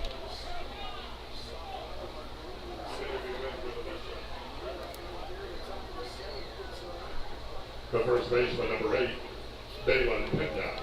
Also got Grand Canyon. We got Grand Canyon and Austin Pewitz. They got Morgan City, Louisiana native Luke Barbier on the roster. Larks had a guy to Morgan City a few years ago, Drake Angeron, who was our leadoff hitter in 2019. We played against him this year. We took on the Kansas Cannons. As for the action here, good pitch from Hare in the zone, a called strike. 0-1 count to Dalen Pena. It was 0 for 2 today. He struck out twice against Brady Rose. Runner at first base with nobody else. Here in the 7th frame, swing and a miss. Good pitch from Cade Hare. Armstrong on deck, Polk in the hole for the visiting BJs. Brady Rose faced just 1 over the minimum through 6 innings. 1 hit, 1 walk, 1 runner left on, no runs. 0-2 from Hare. He tries to get him on the breaking ball again. This time Pena holds his hands back and the count moves to 1-2. Rose struck out 6 through those 6 innings. Started off 12 of the 19 that he faced with a first pitch strike. Check over at first, sliding in head first and safe as Pena.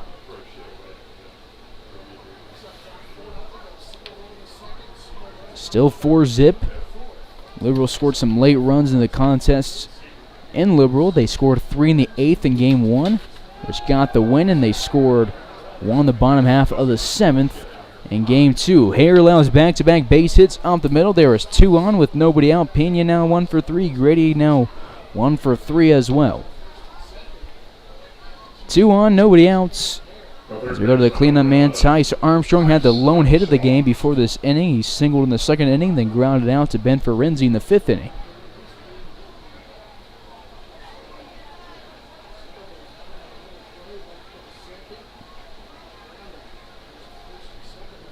Lights on here in Hayes. Same defensive alignment for the Larks, only changes the pitcher. Dreiling, Jeminian, and Sarosian left to right in the outfield. Ferenzi at 3rd, Jazz at short. Rawson at 2nd base, Gabriel Gruel at 1st, Brady Evans behind the plates. First pitch from Hare, called strike. Down the pipe, Armstrong down 0-1.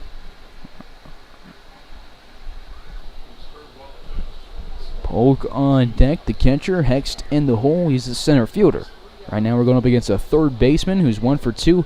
Also had an error earlier in the game. Hare's finding that inside part of the plate, getting a couple called strikes here in the 7th inning. Gets one here, 0-2 counts.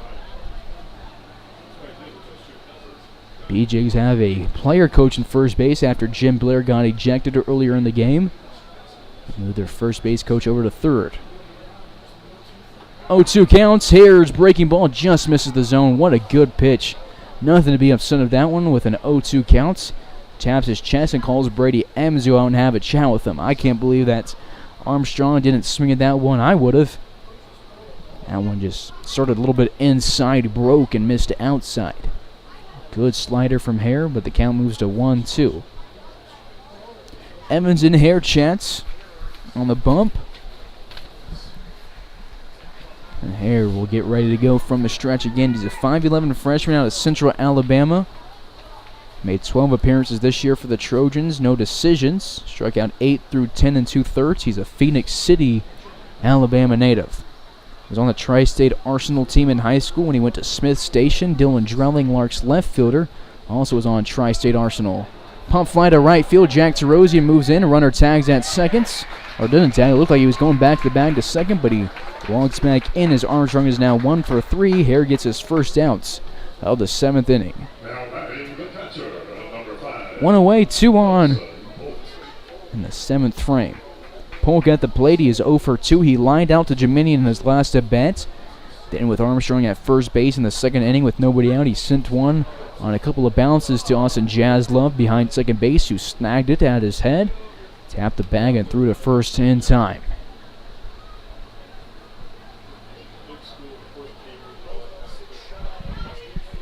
Polk teammates with Larks DH and a guy on the bench right now as well. Braden Lucart and Cade Brown for the Larks. Their teammates at OU just finished second this year at the College World Series, was the runner-up, lost to Ole Miss in the championship series.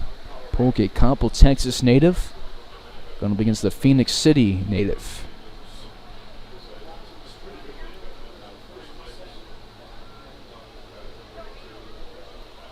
You can bet that Jazza would like to turn another double play off the bat of Polk here and get us out of the inning. 0-1 pitch, misses low, a ball and a strike.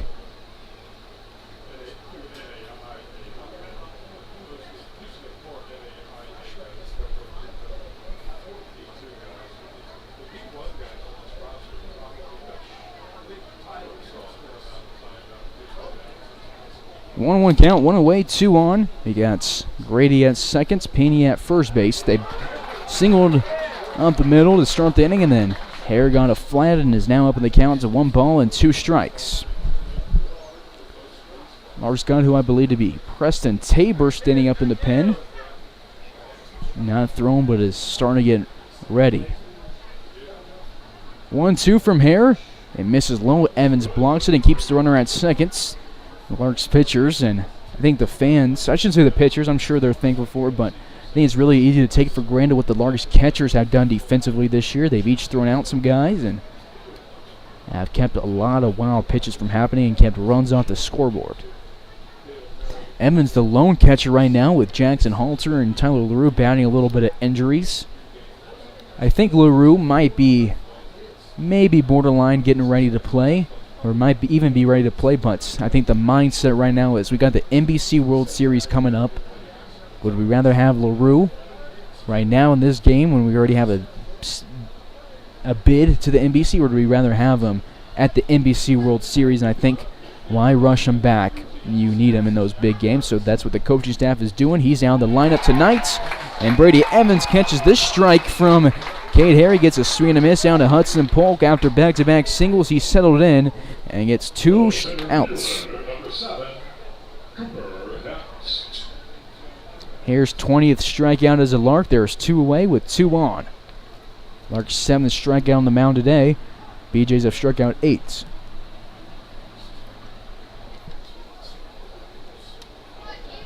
Hare looks at the runner at second, getting ready to throw to Hext.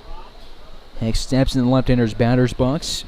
He's out of McNeese State, and he's 0 for 2 today. He struck out against Brady Rose in the second inning to end the inning.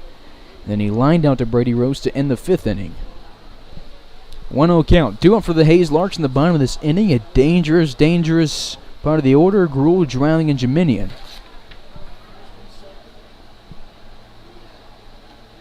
1-0 pitch misses, or doesn't miss the zone. It looked close. I thought it missed. But I'm going to take it. Fitzpatrick, or Vega, behind the plate calls it a strike. Maybe Evans' frame helped it out a little bit. It is a 1-1 count to Hext. This one definitely is outside. Goes in the right-hander's batter's box. Evans slides left to get it. 2-1.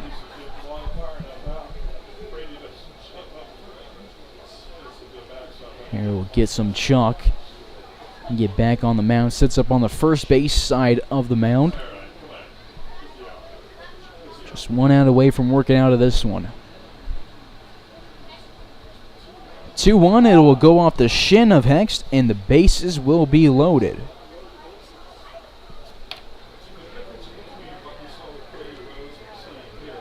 Cade has now hit 3 this season. Larks had the bases loaded in the 4th inning. They scored 2 runs in there. Then the 5th inning they had them loaded and left the bases loaded. Keith Harper will be out of the dugout as Preston Tabor starts to throw some warm-up pitches in the pen.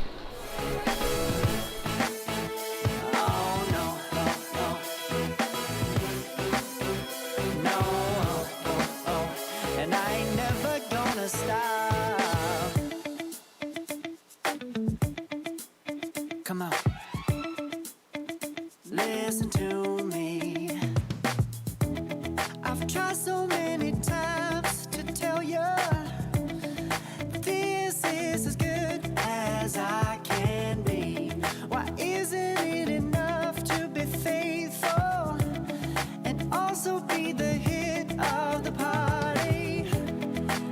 just break it down to you and me uptown, dancing all around till the disco ball pops. But I have to be me, and everyone can see your anger is misplaced, and I'm gonna tell you, don't hate me 'cause I get attention. Don't turn me into what I'm not. Bases loaded. No more Ethan Fry in the lineup for the Liberal BJs. It'll be Zach York, their DH. Our new DH. It's a pinch hit. Fry finishes his day 0 for 2. And the first pitch to York is looked on and in the zone. York versus the Larks this year, 1 for 7. Through 2 games, he has yet to score and yet to drive in a run. He's been hit 2 times. Bases loaded, the 0-1 from Hare into the right-hander's batter's box. A ball and a strike. Hare is thrown strikes around 55% or so of his pitches today. And this one, just missed the inside corner. Larks fans thought they had the strike. Tony Vegas says differently. 2 balls and a strike to York. York out of Grand Canyon University, teammates with Larks pitcher Austin Pewitz. He's a Campbell, California native. BJ's with 3 hits today, 2 of them this inning. They loaded the bases up on the hexed hit by pitch, and Hare misses the low outside corner, and the Larks fans can't believe it.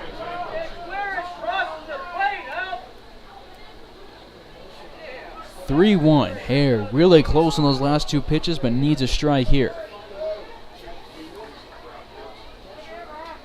3 balls and a strike, bases loaded in a 4-0 ball game. 2 away. The 3-1 swung on and popped up. Ferenzi's chasing it. It might be out of play. He lunges at the wall, and it is out of play, but now the count moves to full. We're 1 strike away from getting out of the jam. Good job. If Hare would have been easy to give him something good to hit with a 3-1 count, he needed to throw a strike. York just fouls it off and keeps his at-bats going, and it moves to 3-2. Payoff pitch from Hare couldn't get bigger than this. Runner's taken off, and it'll be outside. He walks in a run, and that will bring the first run home of the day. Grady scores. York picks up an RBI. 4-1 Larks tying run at first base. Go ahead at the plate. Larks get their, or BJ's get their first run of the day.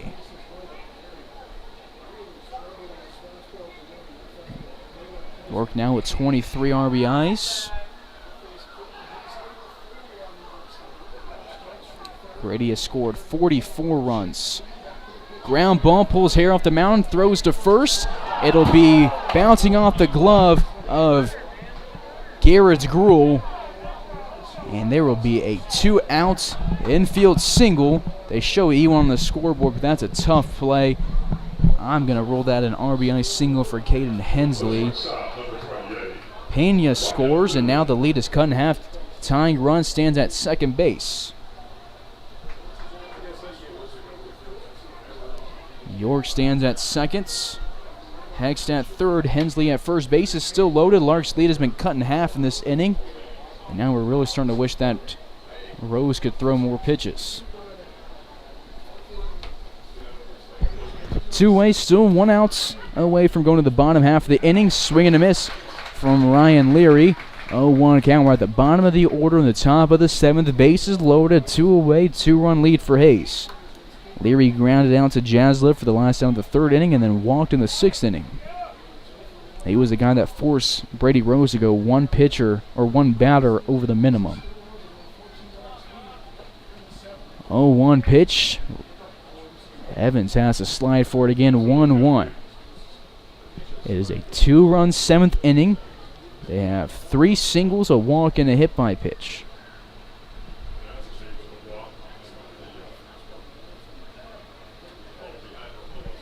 Leary, the shortstop out of Texas State. He's a Liberty Hill native.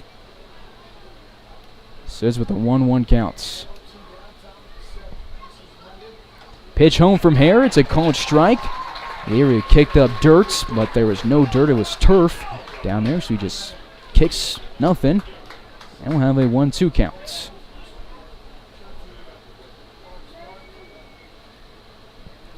Down 1-2 in the count. Leary needs to come through and do something if the BJs want to keep this inning alive.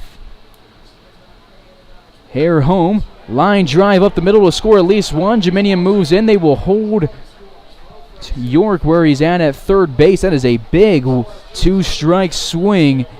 And RBI single for Ryan Leary. Keeps the inning alive. BJs have now scored 3 runs. It is just a 1-run lead now for the Larks. And we'll bring the 9th hitter of the inning to the plate, but it won't be Cade Hare who faces him. It'll be Preston Tabor.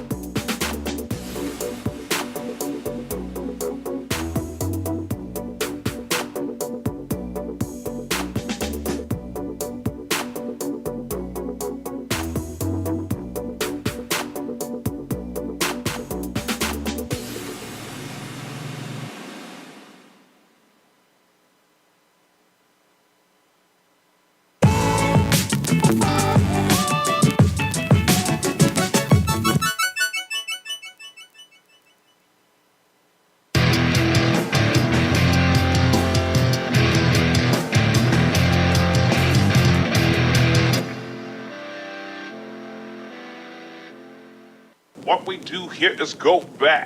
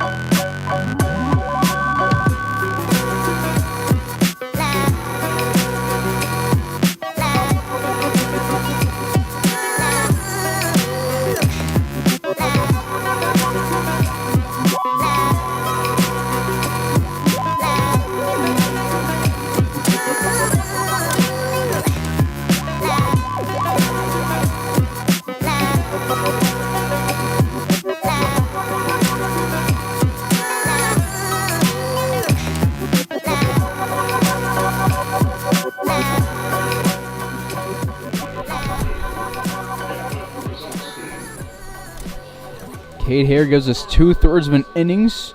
Put 4 straight on after having 2 outs and 2 on. 3 score. We go to the 9th batter of the inning. Hayes up by 1. Tying run at third.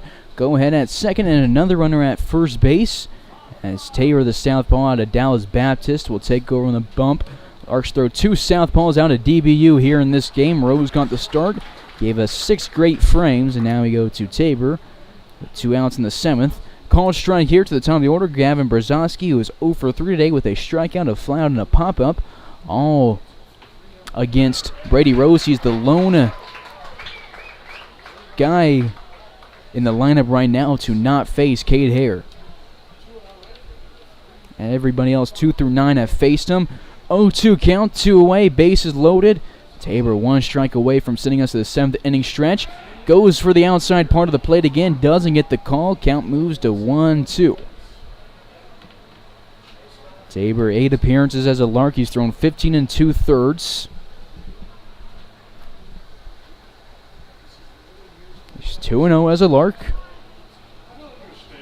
And has a 2-2 counts. He struck out 9 this year, looking for 10. Starts out with 2 strikes and now throws 2 balls. 2-2 count, 2 away, bases loaded. Larks have Gruhl, Dreiling, and Jeminian coming up. The 2-2 home, grounded to Tabor, fields it, runs to first, toss it to Gruhl, underhand. Big-time players make big-time plays, and Tabor does just that. Works out of the 7th inning jam, gets the outs, and sends us to the 7th inning stretch. Hayes holds on to a lead, but it's now just 1.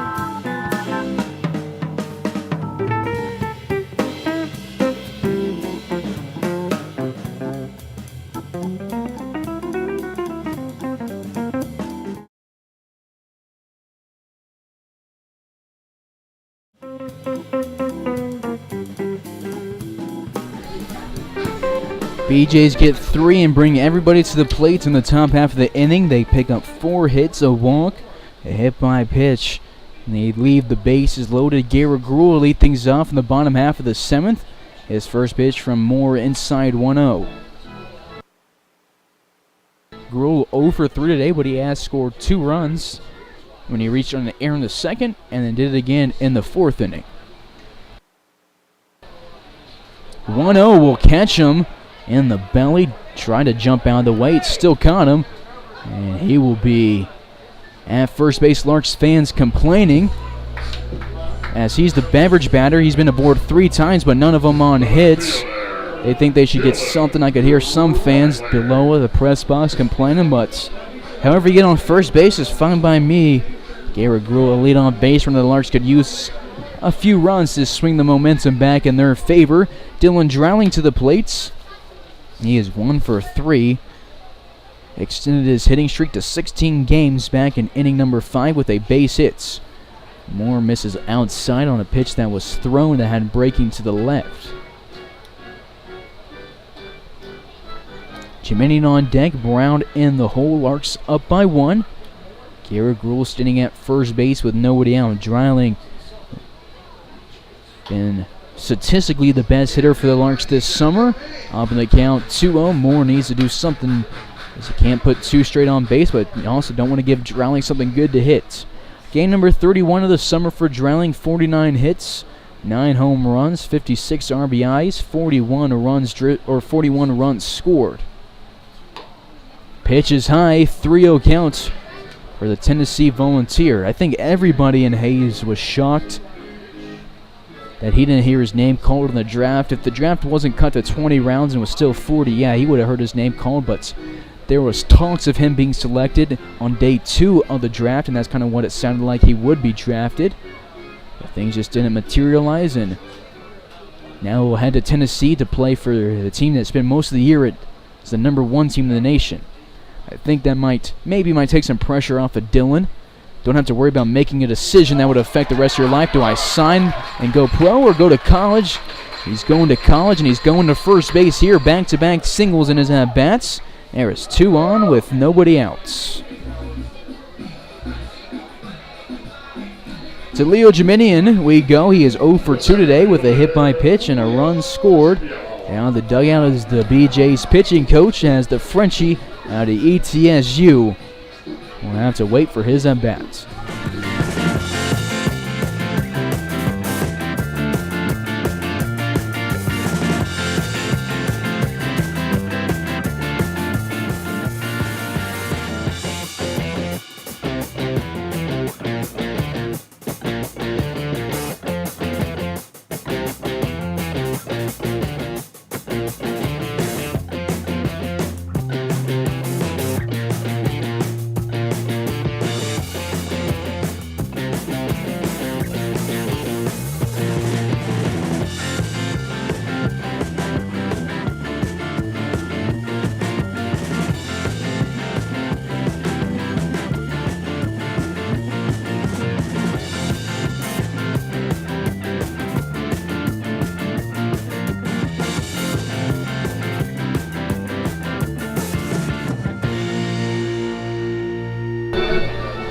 The way Moore was holding the ball when his pitching coach came out of the dugout, almost looked like he was expecting to get taken out of the game, but they keep him in here in the 7th inning.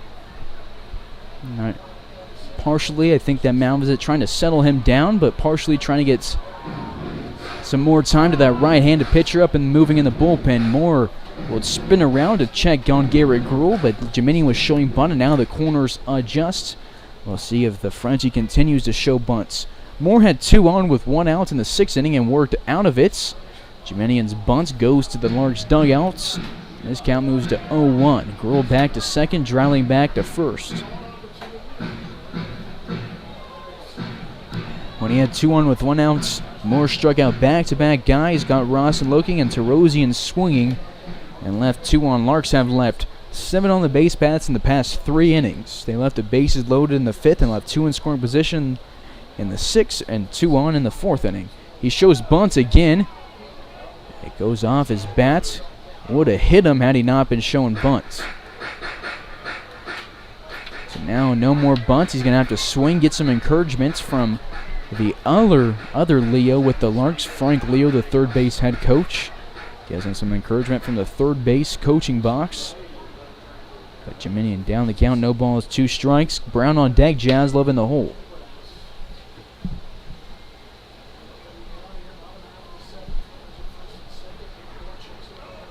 0-2 from Moore. Slider doesn't get the call on the outside part of the plate. 1-2. Moore went down 3-0 in the counts against Dreiling. In the 3-0 pitch, Dreiling was swinging at the green light and drove into left field for a base hit. Moved Gruhl over to second after Gruhl was hit by a pitch.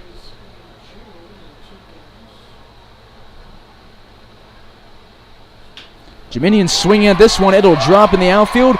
Frank Leo waving. Garrett Gruhl home. Throwing in is Hext. The throw is going to get Garrett Gruhl out of the plate. That was a risky move. I wasn't too sure that it was the right move when he was waving it originally, but it was a good throw from Hext. And Garrett Gruhl is out. Good throw from the outfield. Jiminian picks up his first hit of the day, is now on a 10-game hitting streak, but Larks kind of drained from life. Would have had the chance at the bases loaded with 1 away. Instead, there's 2 on. Or with nobody out, excuse me. Now there's 2 on with 1 out. Garrett Gruhl not slow, but he's not the fastest guy on the team. We're asking a lot of him to get from second to home on a pitch that he was kind of waiting on to be caught. Originally didn't have the best jump at second base. 1 away, pitch inside to Cade Brown. 1-0. Brown 1 for 2 today with a single and a walk. He drove in a run on his hit to right field in the 3rd inning. Brought Garrett Gruhl home from second base.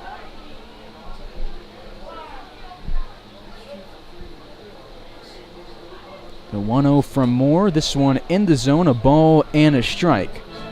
That single from Jiminian, the Larks' 7th hit of the day. They have walked 2 times, been hit twice, scored 4 runs and left 7 on. Dreiling and Jiminian with hits this inning.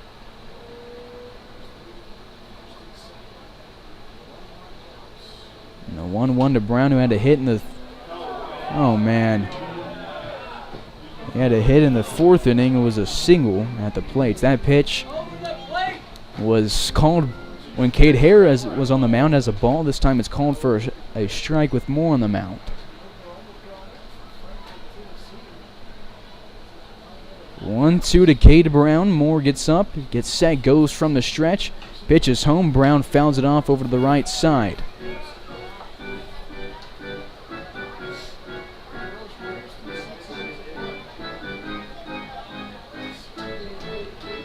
So 1-2, we'll see the count one away. Leo Jiminian at first, Dylan Dreiling at second for the Larks. Jazlov on deck, Evans in the hole for Hayes.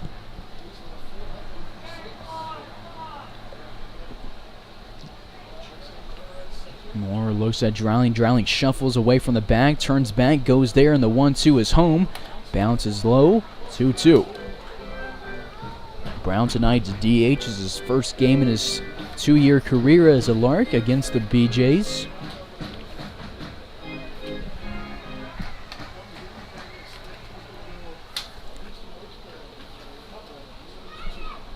Two balls, two strikes, one away. Brown with his back foot at the backside of the right-hander's batter's box takes this pitch up on the letters. More upset he didn't get the call. 3-2. Payoff pitch coming. Let's see what happens. The righty up in the pen for the BJs looks to be winding down his warm-up. Larks bullpen currently empty after Tabor faced one in the top half of the inning.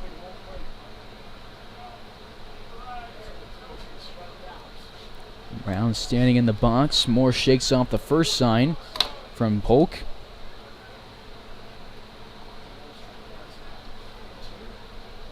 And the payoff pitch will miss the zone.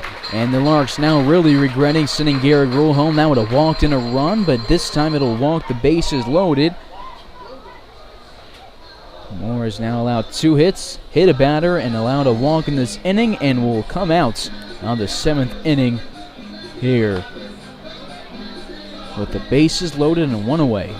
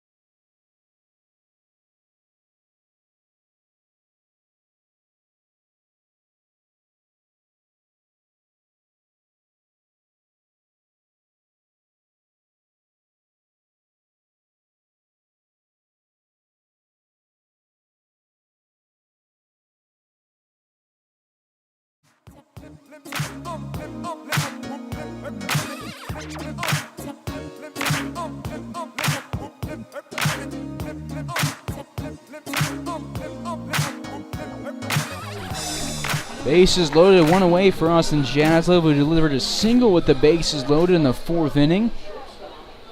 He has Drowning at third, Jiminy at second, Brown at first base. For the Larks, new pitcher in the game, Robert Bonilla, out of New Mexico Junior College's first pitch. Up and in, 1-0 counts. Bonilla pitched against the Larks on the 23rd in Game 2. Went 4 1/3 in relief, no hits, no runs, a walk. Had a great outing. Bases loaded, infield corners are in for Jaslov. 1 for 3 today. Reaches for this one, sends to the backstop, a ball and a strike. Jaslov, 4 of 11 this year against, 3 of 11 this year. No, I was right, 4 of 11 this year against the BJs with a run scored and 2 runs driven in. Both RBIs in this game. 1-1. It's in the zone according to Tona Vega. Jaslov shrugs at it and is working with the 1-2 counts. Bonilla out of New Mexico Junior College is an El Paso native. 6-foot righty and went to East Lake High School. Made 13 appearances this year at New Mexico JC, going 1-0 with a save, striking out 17. Pitch catches the inside part of the plate, and Vega rings up Jaslov. Jaslov not swinging with the bases loaded. And we'll be back to the dugouts as an out for the 3rd time today. Larks brought the first 4 batters of the inning to the plates, but Gruhl was thrown out trying to go home on the Jiminian single. And then now Jaslov strikes out. Brady Evans to the plate, 0 for 2 today with a walk. 2 away, bases loaded for him.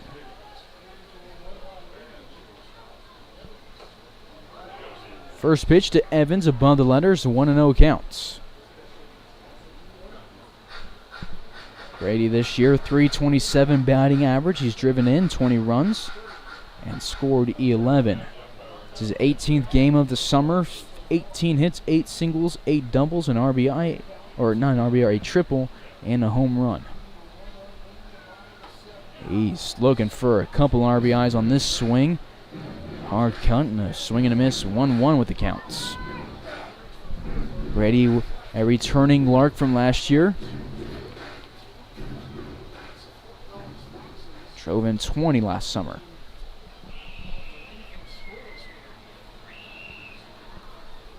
Larks have outscored their opponents 392 to 146 this season, and are outscoring a Liberal 4-3 tonight. In league play, they're outscoring their opponents 256 to 89.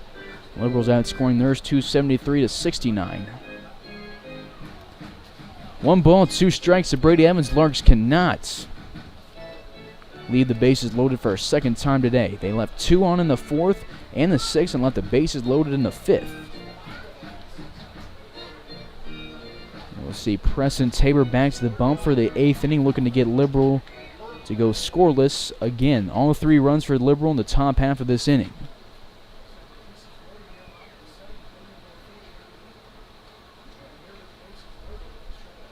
Bonilla looks home, gets the signs from his catcher Polk.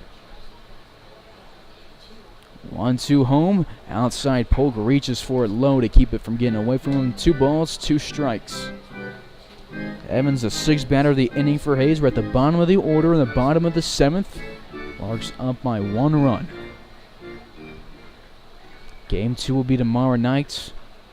First pitch at 7:30. Come out to the ballpark or catch a stream on the Larks network. Larks will look to sweep the series because they kind of really need to. 2-2 counts. Time is called. Bonilla, the 3rd pitcher of the day. Barry gave us 5 more, 1 1/3. Bonilla's thrown a 3rd. Drowning at 3rd, Jiminy at 2nd, Brown at 1st. Infield no longer playing in with 2 away. The 2-2 to Evans. Outside 3-2, and now a huge payoff pitch will be delivered from Bonilla. Walk in a run, or give Brady Evans something to hit. He caught Jaslov looking in the last at-bats. I think something Brady has to remember here in the box is the pressure is on Bonilla, not you. You are winning.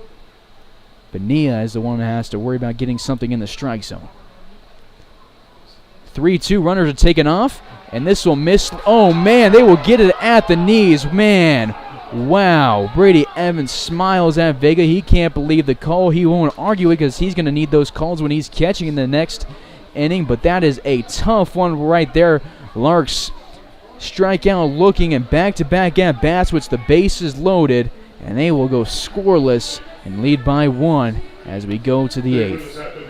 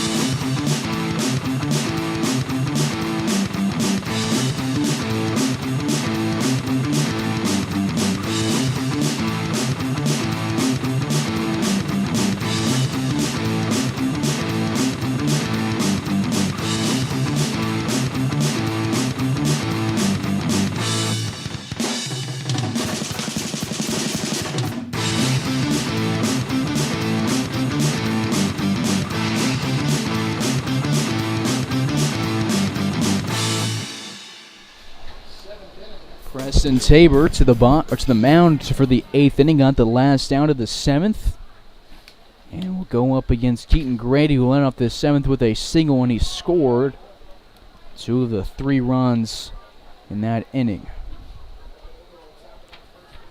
He needs 6 outs and to keep Liberal off the scoreboard while getting those 6 outs. Larks through 6 scoreless frames with the other DBU Patriot on the mound before that 3-run 7th inning. 1 ball, 1 strike, nobody out, nobody on, so the leadoff man of the 8th inning. Grady before that single in the 7th inning, 0 for 2. Tabor from the windup, fly ball to the right side, it will be out of play. Tabor, a Texas native, is a 5'10 freshman from Burleson, Texas. Right.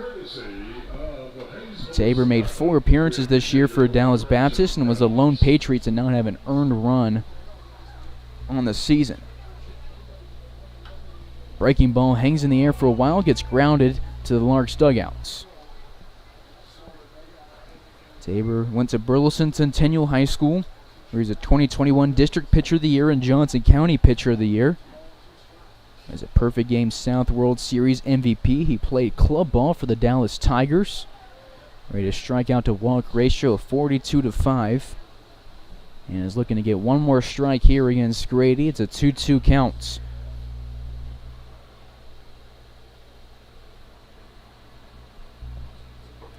Won't get the strike on this one and misses low and inside. 3-2. Halter came out to warm up Tabor while Evans was getting his gear on in the dugouts after being the last out of the 7th inning, which I think is a good sign to see Halter moving and being able to catch again. He's been out a little bit with a little bit of pain But the payoff pitch from Tabor, flown to right center field. Jeminian should be able to get to it, but it will drop. Maybe I was a little overestimating how fast Jeminian was. It'll be a leadoff double here in the 8th inning for Keaton Grady. He is 2 for his last 2.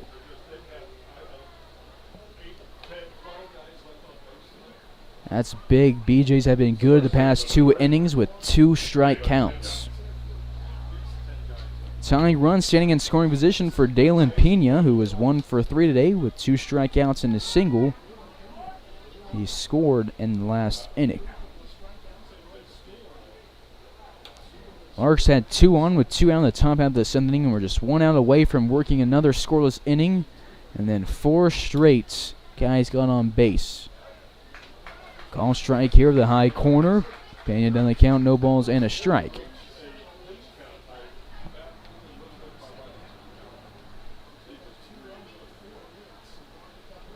That pitch count for Rose really has affected this game. Hare threw 2/3 of an inning the last one, gave up 3 hits, 3 runs. More credit to him. Struck out 1 and walked 1. Tabor's given up a hit through 1/3 of an inning. No runs, no walks, no strikeouts. But there he gets the strikeouts on the 0-2 pitch. 1 away, Larks get their first down of the 8th inning. Pena has now been hat-tricked, 3 strikeouts on the day. Tabor now with 10 strikeouts as a Lark through 16 and a third.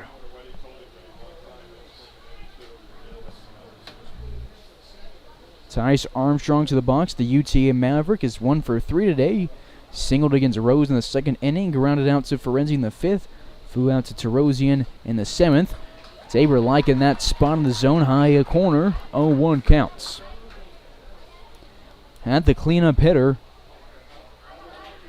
Polk on deck. Hex in the hole. Vega's saying something to the Liberal dugouts.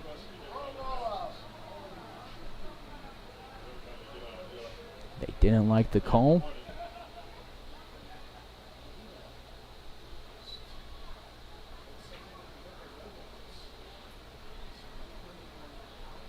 Oh, 1 count. Tabor delivers home. 1-1. I don't like to be biased on the counts, but it really does seem like the past 2 innings, Liberals getting the calls and the Larks aren't. 1-1. Doesn't matter where it's located when you get a swing and a miss. That it is a strike no matter what. 1-2 counts.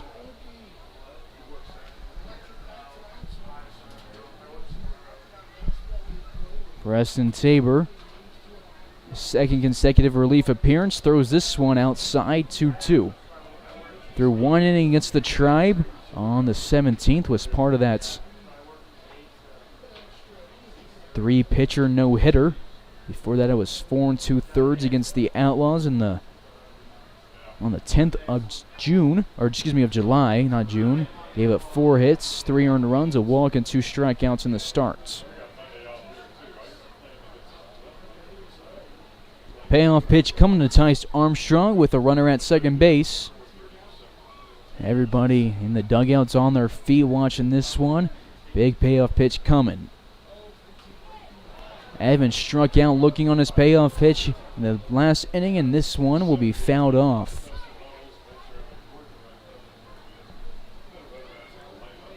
Biggest game of the summer so far for both teams. It's a 3-2 count and a 1-run ball game.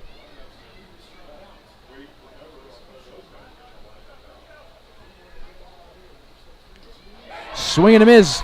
Tabor struck out back-to-back, a big strikeout right there, and all of a sudden there is 2 away with that runner in scoring position.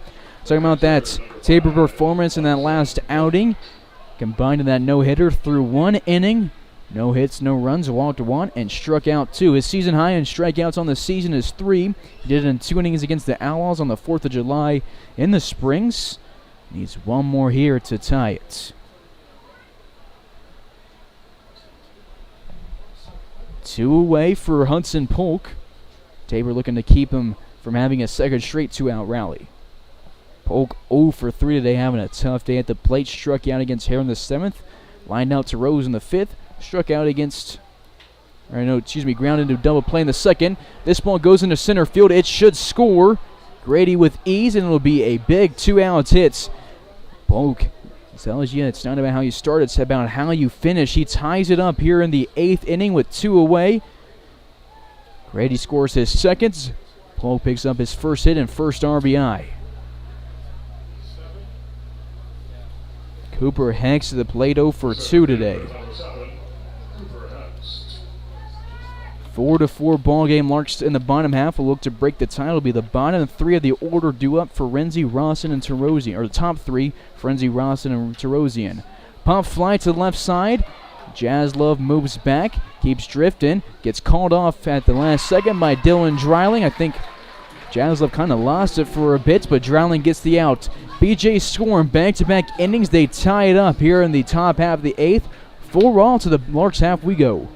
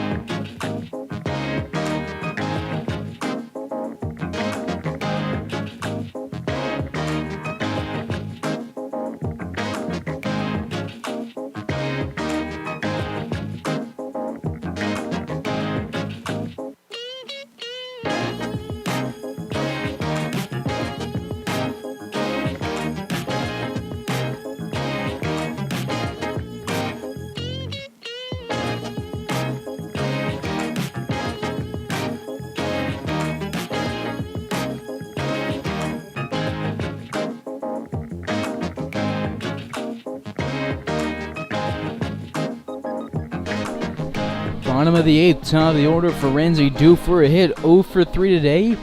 Was hit by a pitch in the 6th inning and was one of 10 guys left on in the past 4 innings of play.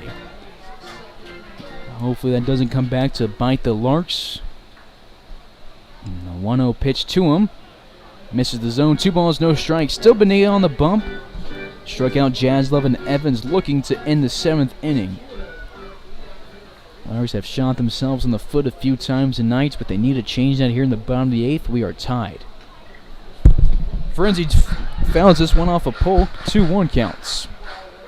Larks with 7 hits, 2 walks, 4 runs, 10 left on base. Liberal, 6 hits, 2 walks, 4 runs, 5 left on base. No wind whatsoever here in Hayes. The flag out in left field, not given an inch. 2-1, high and inside to Ferenzi, 3-1 counts.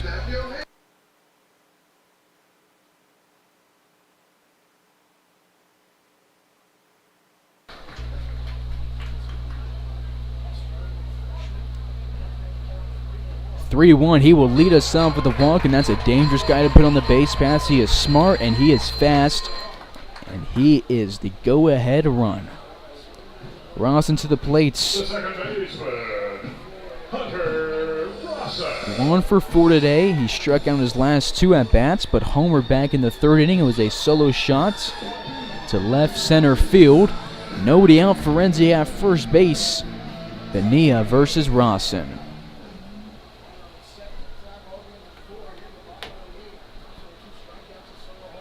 Ben has scored 29 runs this summer. Rawson shows bunts, sends it to the first base side where it gets bobbled for a while by Pena, and Rawson reaches on the E3. Just bounced and Pena could not get a hold of it. Rawson is a fast guy and puts himself at first base. And there will be 2 on with nobody out, and that will bring out a coach. Ferenzi at second. Rawson at first base for the Larks. Bonilla looking like they're going to keep him in the game. They're going to rally the troops on the mound. There will be 2 on with nobody out for Jack Terosian. Terosian batting third tonight. He spent a lot of time as a 3-hole this season. Then when the Larks were down, a couple of guys got moved to the top of the order, then batted second. Saw some action at the 7 and 8 spots, but is back where he's been most of the season. He's picked up 45 hits, including tonight. He's driven in 23. Would like to make it at least 24 in this at-bat. Big clutch at-bat coming. This is what it's all about for the Rocky Mountain Baseball League. The 2 best teams in the league is the 2 teams that have crews playing in a tie ball game. Bottom of the 8th, go-ahead run standing at second base with a talented bat at the plates. Larks need to win both these games. Liberal can lose tonight and be all right. They would very much like to win tomorrow, though, if they lose, but Larks need to win tonight. Can't go down 3.5 games. The Larks right fielder, Jack Terosian. Terosian to the box, 1 for 4 today. He's singled, but he struck out 4 times.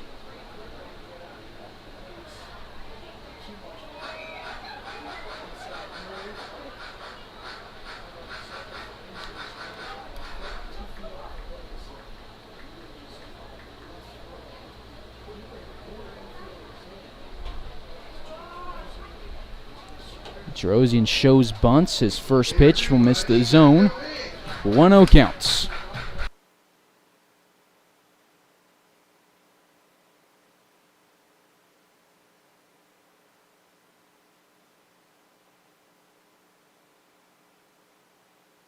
He shows bunt again. It pulls Bonilla off the mound. He waits for a while. His throw to first, not in time. How about that? Larks lay down back-to-back bunts and reach on both of them. 4th errors flashes on the scoreboard. Bonilla just couldn't get a grip on it, and then when Gritty tosses it to him, he can't get a grip on the toss. BJ struggling to get a grip on things. The bases are loaded with nobody outs here for Garrett's Gruel in the bottom of the 8th. It is a tie ball game.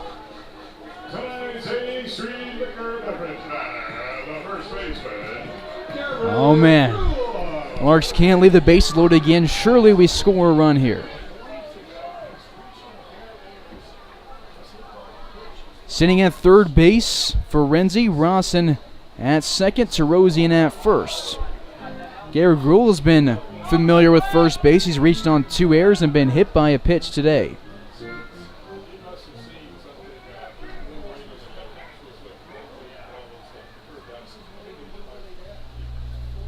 Pitch number 2 to Gruel. He thinks about swinging, holds back.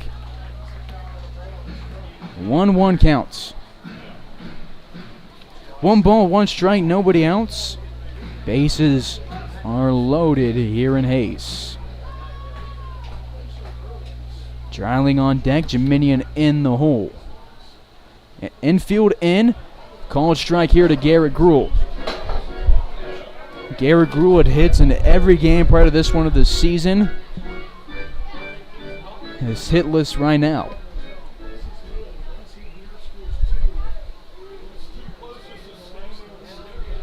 1-2 count. Bonilla sets up, goes from the stretch. Pitch home.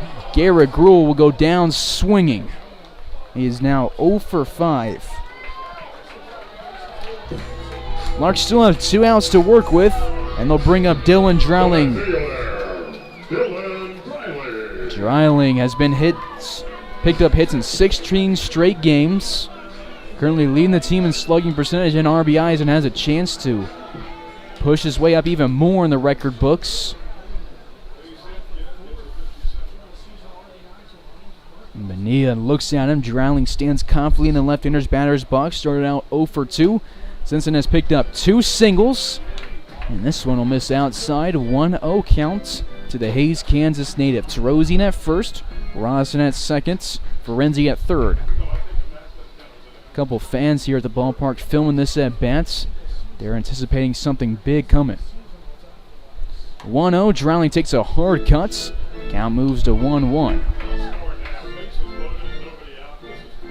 Drowning wants time. He calls for some pine tar. Tyler LaRue throws it out of the dugout for him. He'll get some more on his bats.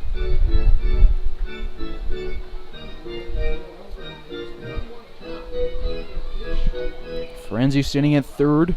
Hasn't scored today. Rawson at second has scored. He scored himself on his home run. Tarosian at first base also has not scored. Drowning scoreless in RBI list today.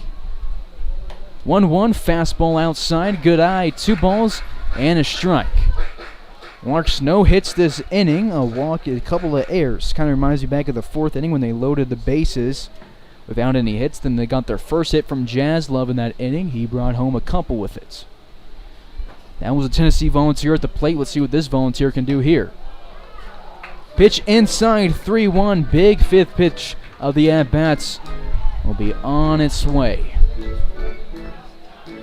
Corners in at third base, Armstrong. Pandy at first. Not worried about holding anybody on. Larks can run and steal a base. 3-1 count, the pitch to Dreiling. It'll walk in a run. He is now 3rd all-time for single-season RBIs. He gets the Larks the lead and breaks a tie with former MLB All-Star Lance Bergman for single-season RBIs. He is now tied with, I believe, Colin Simpson for 3rd place in a single season for RBIs. He ties Austin O'Brien for 3rd place with 57 RBIs. He's 9 behind 2-time World Series champion Jim Lyritz for 2nd place and 13 behind Jeff Niemeyer for 1st place. 5-1 Larks. Base is still loaded with 1 away. Jiminian's first pitch is inside. He still swings at it. 0-1 count. Big walk for Dreiling. RBI number 57 of the season. Picks up walk number 22. That ties Tarosian for the team lead. Ferenzi scores his first run of the day. Number 30 of the season. Larks' first run since the 4th inning.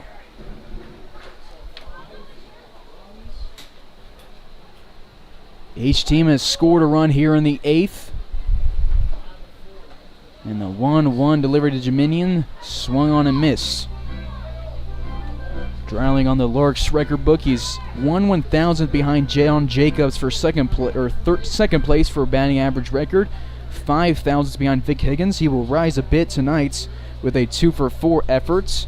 He's in 2nd place in OBP, .38 behind his former teammate Wyatt Divis, and he's currently leading the team in the record book in slugging. Jiminian strikes out here, the 2nd strikeout of the inning for Bonilla. Base is still loaded, but now there's 2 away for Cade Brown, who needs a clutch hit here.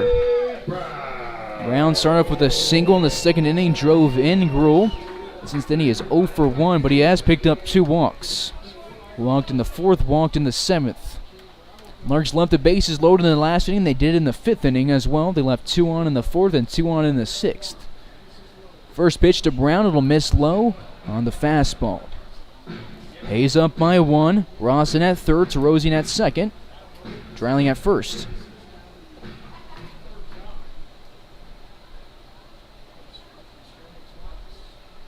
Bonilla been on the mound for a while. Pitches outside. 2-0 count to Cade Brown. Brown at the plate. Jazz on deck. Evans in the hole. Let's hope we get to see both of those guys come up to hit here in this inning.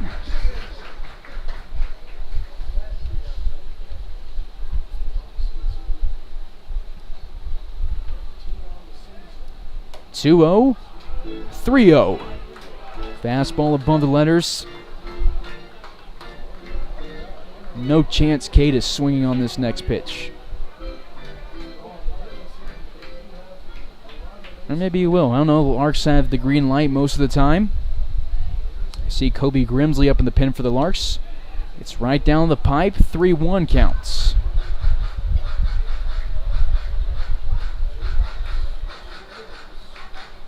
Hitters count for Brown. Bases loaded, 2 away. Larks up by 1 in the bottom of the 8th. That's what I'm talking about when I said the past 2 games at Liberal were tense and fun, and we were looking for 2 more this weekend. And we'll get 1 tonight and get a run here from Hunter Rawson. Rawson now with 2 runs on the day. Cade Brown with his 3rd walk. Drives in a run. Bases still loaded. Larks extend their lead to 2. 6-4 Larks. Rawson now with 39 runs on this season. That's 3rd behind Dreiling and Terosian. Cade Brown picks up his 2nd RBI of the day, RBI number 24 on the summer. Jazz up to the plate. He has 2 RBIs today. Sends this one on a pop fly to the right side. Pena, who has an error already, does get this one. Larks leave the bases loaded for the 3rd time today, but they do pick up 2 runs and will take those 2 runs as their lead for the 9th inning of action here in Hayes.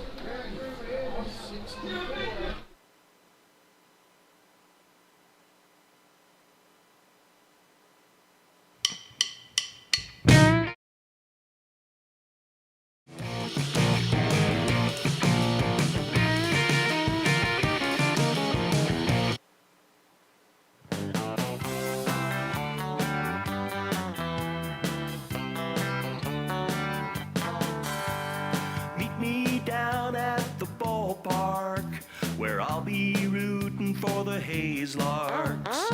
All of my friends are gonna be there too. Nothing in the world I'd rather do than grab a hot dog burger and a cold beer. You'll hear me yelling out a big cheer, 'cause whether they win or whether they lose, I'll be rooting for the Hayes Larks. Hayes Larks! I'll be rooting for the Hayes Larks. I can't wait to see a home run. I know for sure there's gonna be one. I'll call out the players by their first name. Sure am glad I made it to the game. Rain or shine, I'm gonna be there. If the stands are full, I'll bring a lawn chair. So join me down at the old ballpark. I'll be rooting for the Hayes Larks. Hayes Larks! So join me down at the old ballpark. I'll be rooting for the Hayes Larks. Hayes Larks!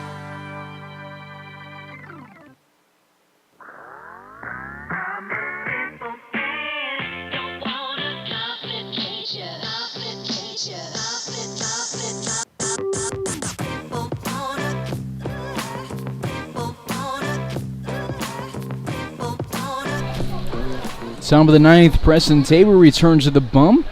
Set in place to get a win. He is currently 2-0 this season. He fires in a first pitch ball to Zach York, who walked. And a run in the 7th inning as a pinch hitter replacing Ethan Fry. 1-1 counts, bases empty, nobody out here in the top of the 9th. Kobe Grimsley, I believe, was up in the pen. He pitched the last inning of action in Liberal before being taken out and replaced by Sam Hendon. 1-2 count. Tabor delivers. Hard ground ball to the right side. Gruhl dives for it. It goes under him. And York will get a clutch 2-strike single. Tabor's now given up 3 hits, 2 singles and a double. He struck out 2 through 1 1/3. Tying run at the plate. Runner at first with nobody else. It's Caden Hensley, who's 1 for 3 today. He's at the 8th spot in the order. He's out at Lubbock Christian. Lubbock, Texas native versus Burleson, Texas native. York with a small lead at first base. Pitch at the letters, a ball and a strike.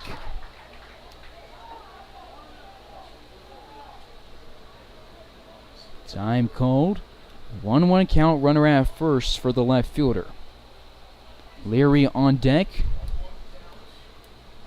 representing the go-ahead run. 1-1, Tabor misses outside.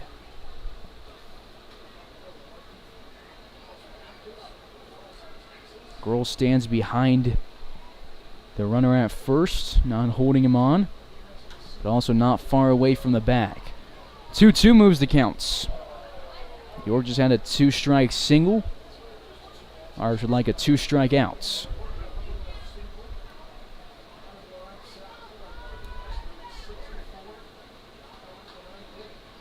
Larks currently sitting 2.5 games back from Liberal. You want a shot the RMBL crown, you need to win both of these games. Pop-up goes over the head of Jaslov. That is a frustrating hit right there. You're up in the counts. We at least have 2 strikes on the counts.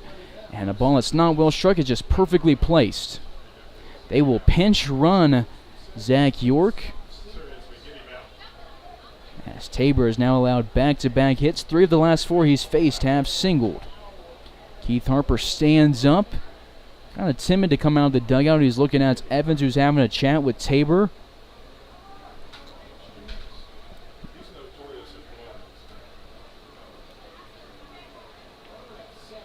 Two on, nobody out, tying run at first.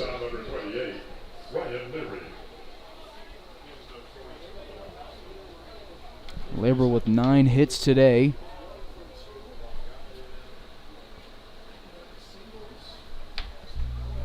Tabor needs an out. Pitch home to the bottom of the order. Ryan Leary in the zone 0-1. Leary had a 2-strike single in the 7th inning. That drove in a run.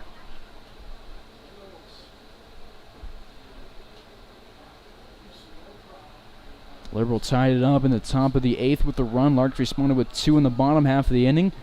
Tabor looks home in the top half of the 9th and delivers the 0-1 pitch home. Just misses the zone. A ball and a strike.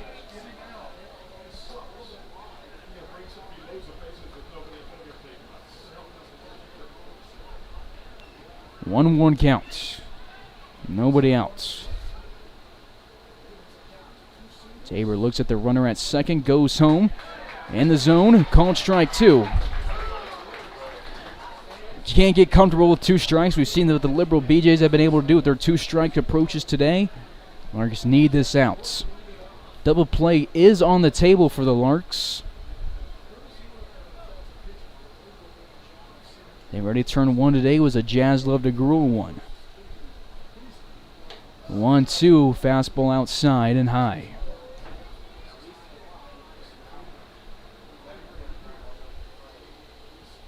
Tabor replaced here in the 7th inning. Faced 1 batter, gonna ground out to himself.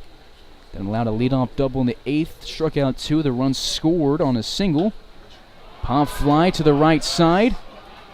That should be an infield fly rule, and they will rule an infield fly rule. Hunter Rawson gets it regardless. First down of the 9th.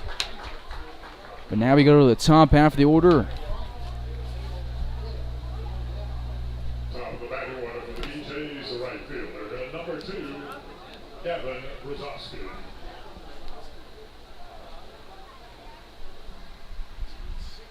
Gavin Brzezowski to the plate out of UTA. Steps in left-hander's batter's box. He is 0 for 1. He was the first batter that's Tabor faced, and he sent it right back to him. First pitch, outside strike, 0-1. There we go. Tabor looking comfortable after allowing back-to-back singles. Gets an out. Now gets a called strike. Tries to go outside again. It goes off of Evans, who kicks it away from himself, but the runner stays at second base.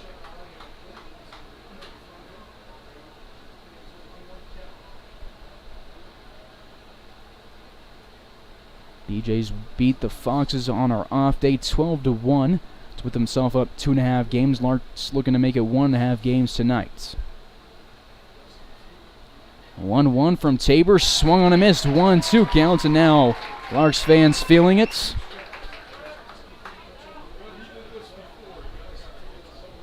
Brzezowski 0 for 4 today. Has a runner at first and a runner at second here in the top of the ninth.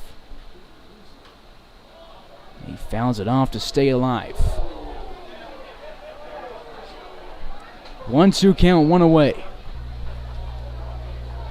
Give you $1 for the baseball. Just know about the wrench here. Brzezowski this year against the Larks. 1 for 6. Tabor goes outside again on a pitch to waste. Count moves to 2-2. Last 2-2 pitch that he threw got popped out to Rawson.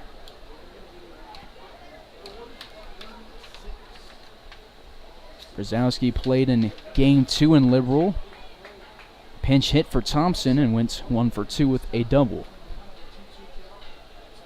He struck out, flew out, popped out, and grounded out today. This pitch just misses outside. 3-2 coming. Big payoff pitch. This one will be very important. Don't want to load the bases. Don't want to give him something to hit. Sam Hendon walking around in the bullpen. He's been clutch for the Larks this year.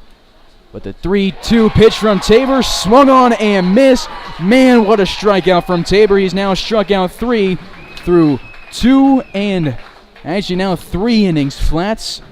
And there is 2 away. Brady Evans holds up the signs to the defense. Forensic communicates to his infield. Drowning talking across the outfield. 2 away, 2 on for the 2-hole. Keaton Grady, who was 2 for 4 today. He's singled and doubled in his last 2 at-bats. He went 3 for 7 against the Larks in Liberal and is 2 for 4 tonight with the ground out and a pump up along with the 2 hits. First pitch above the letters, 1-0 counts. This game's been a lot of fun. If you've enjoyed it, be sure to be back tomorrow for Game 2. First pitch at 7:30 p.m. Central Time. Big game coming up. This a big game tonight. This one a big pitch. It's popped up. Evans ditches the face mask. He's moving back, but it's in the grandstand. Bounces off the stairs and bounces off the top of the press box. 1 ball, 1 strike, 2 away. Standing at first base is Hensley. Standing at second is York's pinch runner.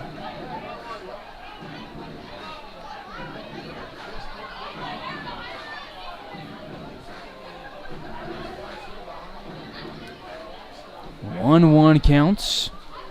Big gap between pitches. Tabor pitched against the Outlaws on the 22nd through 3 innings in relief. Well, that was the 23rd. The game started on the 22nd, went into the 23rd because of the rain delay. But he allowed 4 hits, 2 earned runs, struck out 1, and is up with the count 1-2. He struck out 3 today. That ties his season high. That came in the 4th of July against the Outlaws and is 1 strike away from getting his 4th. Crowd gets loud here. Some of them starting to get to their feet. 1-2 count, 2 away, 2 on the top of the 9th. Larks up by 2. Tabor looks in, dangles the left arm, gets a sign from Evans. Goes from the stretch, 1-2, inside strike, you betcha, Preston Tabor, season high strikeouts, 4, and he gets the Larks the win. Larks get the BJs in game 1. They are now 30-7 on the season. They are 21-3 in Rocky Mountain Baseball League. Tabor was fired up. He gets the fans fired up and gets the team within 1.5 games of Liberal in the standings. Liberal has a 19-game winning streak snapped. They've now have a 17 league win streak snapped and get their first loss of the month of July. Larks win 7 straight. They've now won 11 straight league games. Man, what a big outing from Preston Tabor, especially that 9th inning. Picks up his 3rd win as a Lark. He is 3-0, and the man out at DBU follows up a great performance from his teammate at DBU, Brady Rose. Rose gave us 6 scoreless innings. Tabor gets 2 1/3 clutch innings, and Larks get a 6-4 win. Let's check out those standings right now.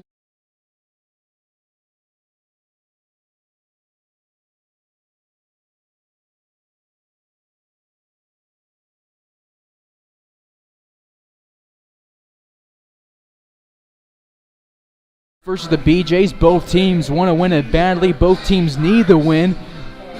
It'll be a fun one. Tonight was a fun one. Tabor gets the win. We get big performances from Rosin, who scores 2 runs and drives in 1. Also had that home run. Gruhl scores 2 runs. Brown drives in 2. Jazz Love drives in 2. Brady Evans through 6 innings keeps him off the scoreboard. Faces 1 over the minimum in this game. Striking out 6. Tabor throws the last 2 in the third. Strikes out 4. 1 earned run. Larks win a close one, a nail-biter, and a fun one here tonight. First pitch tomorrow at 7:30 p.m. Central Time versus the BJs. This has been Carson Ackerman on the call. Thank you for tuning into Larks Network. We will see you tomorrow night for another big game.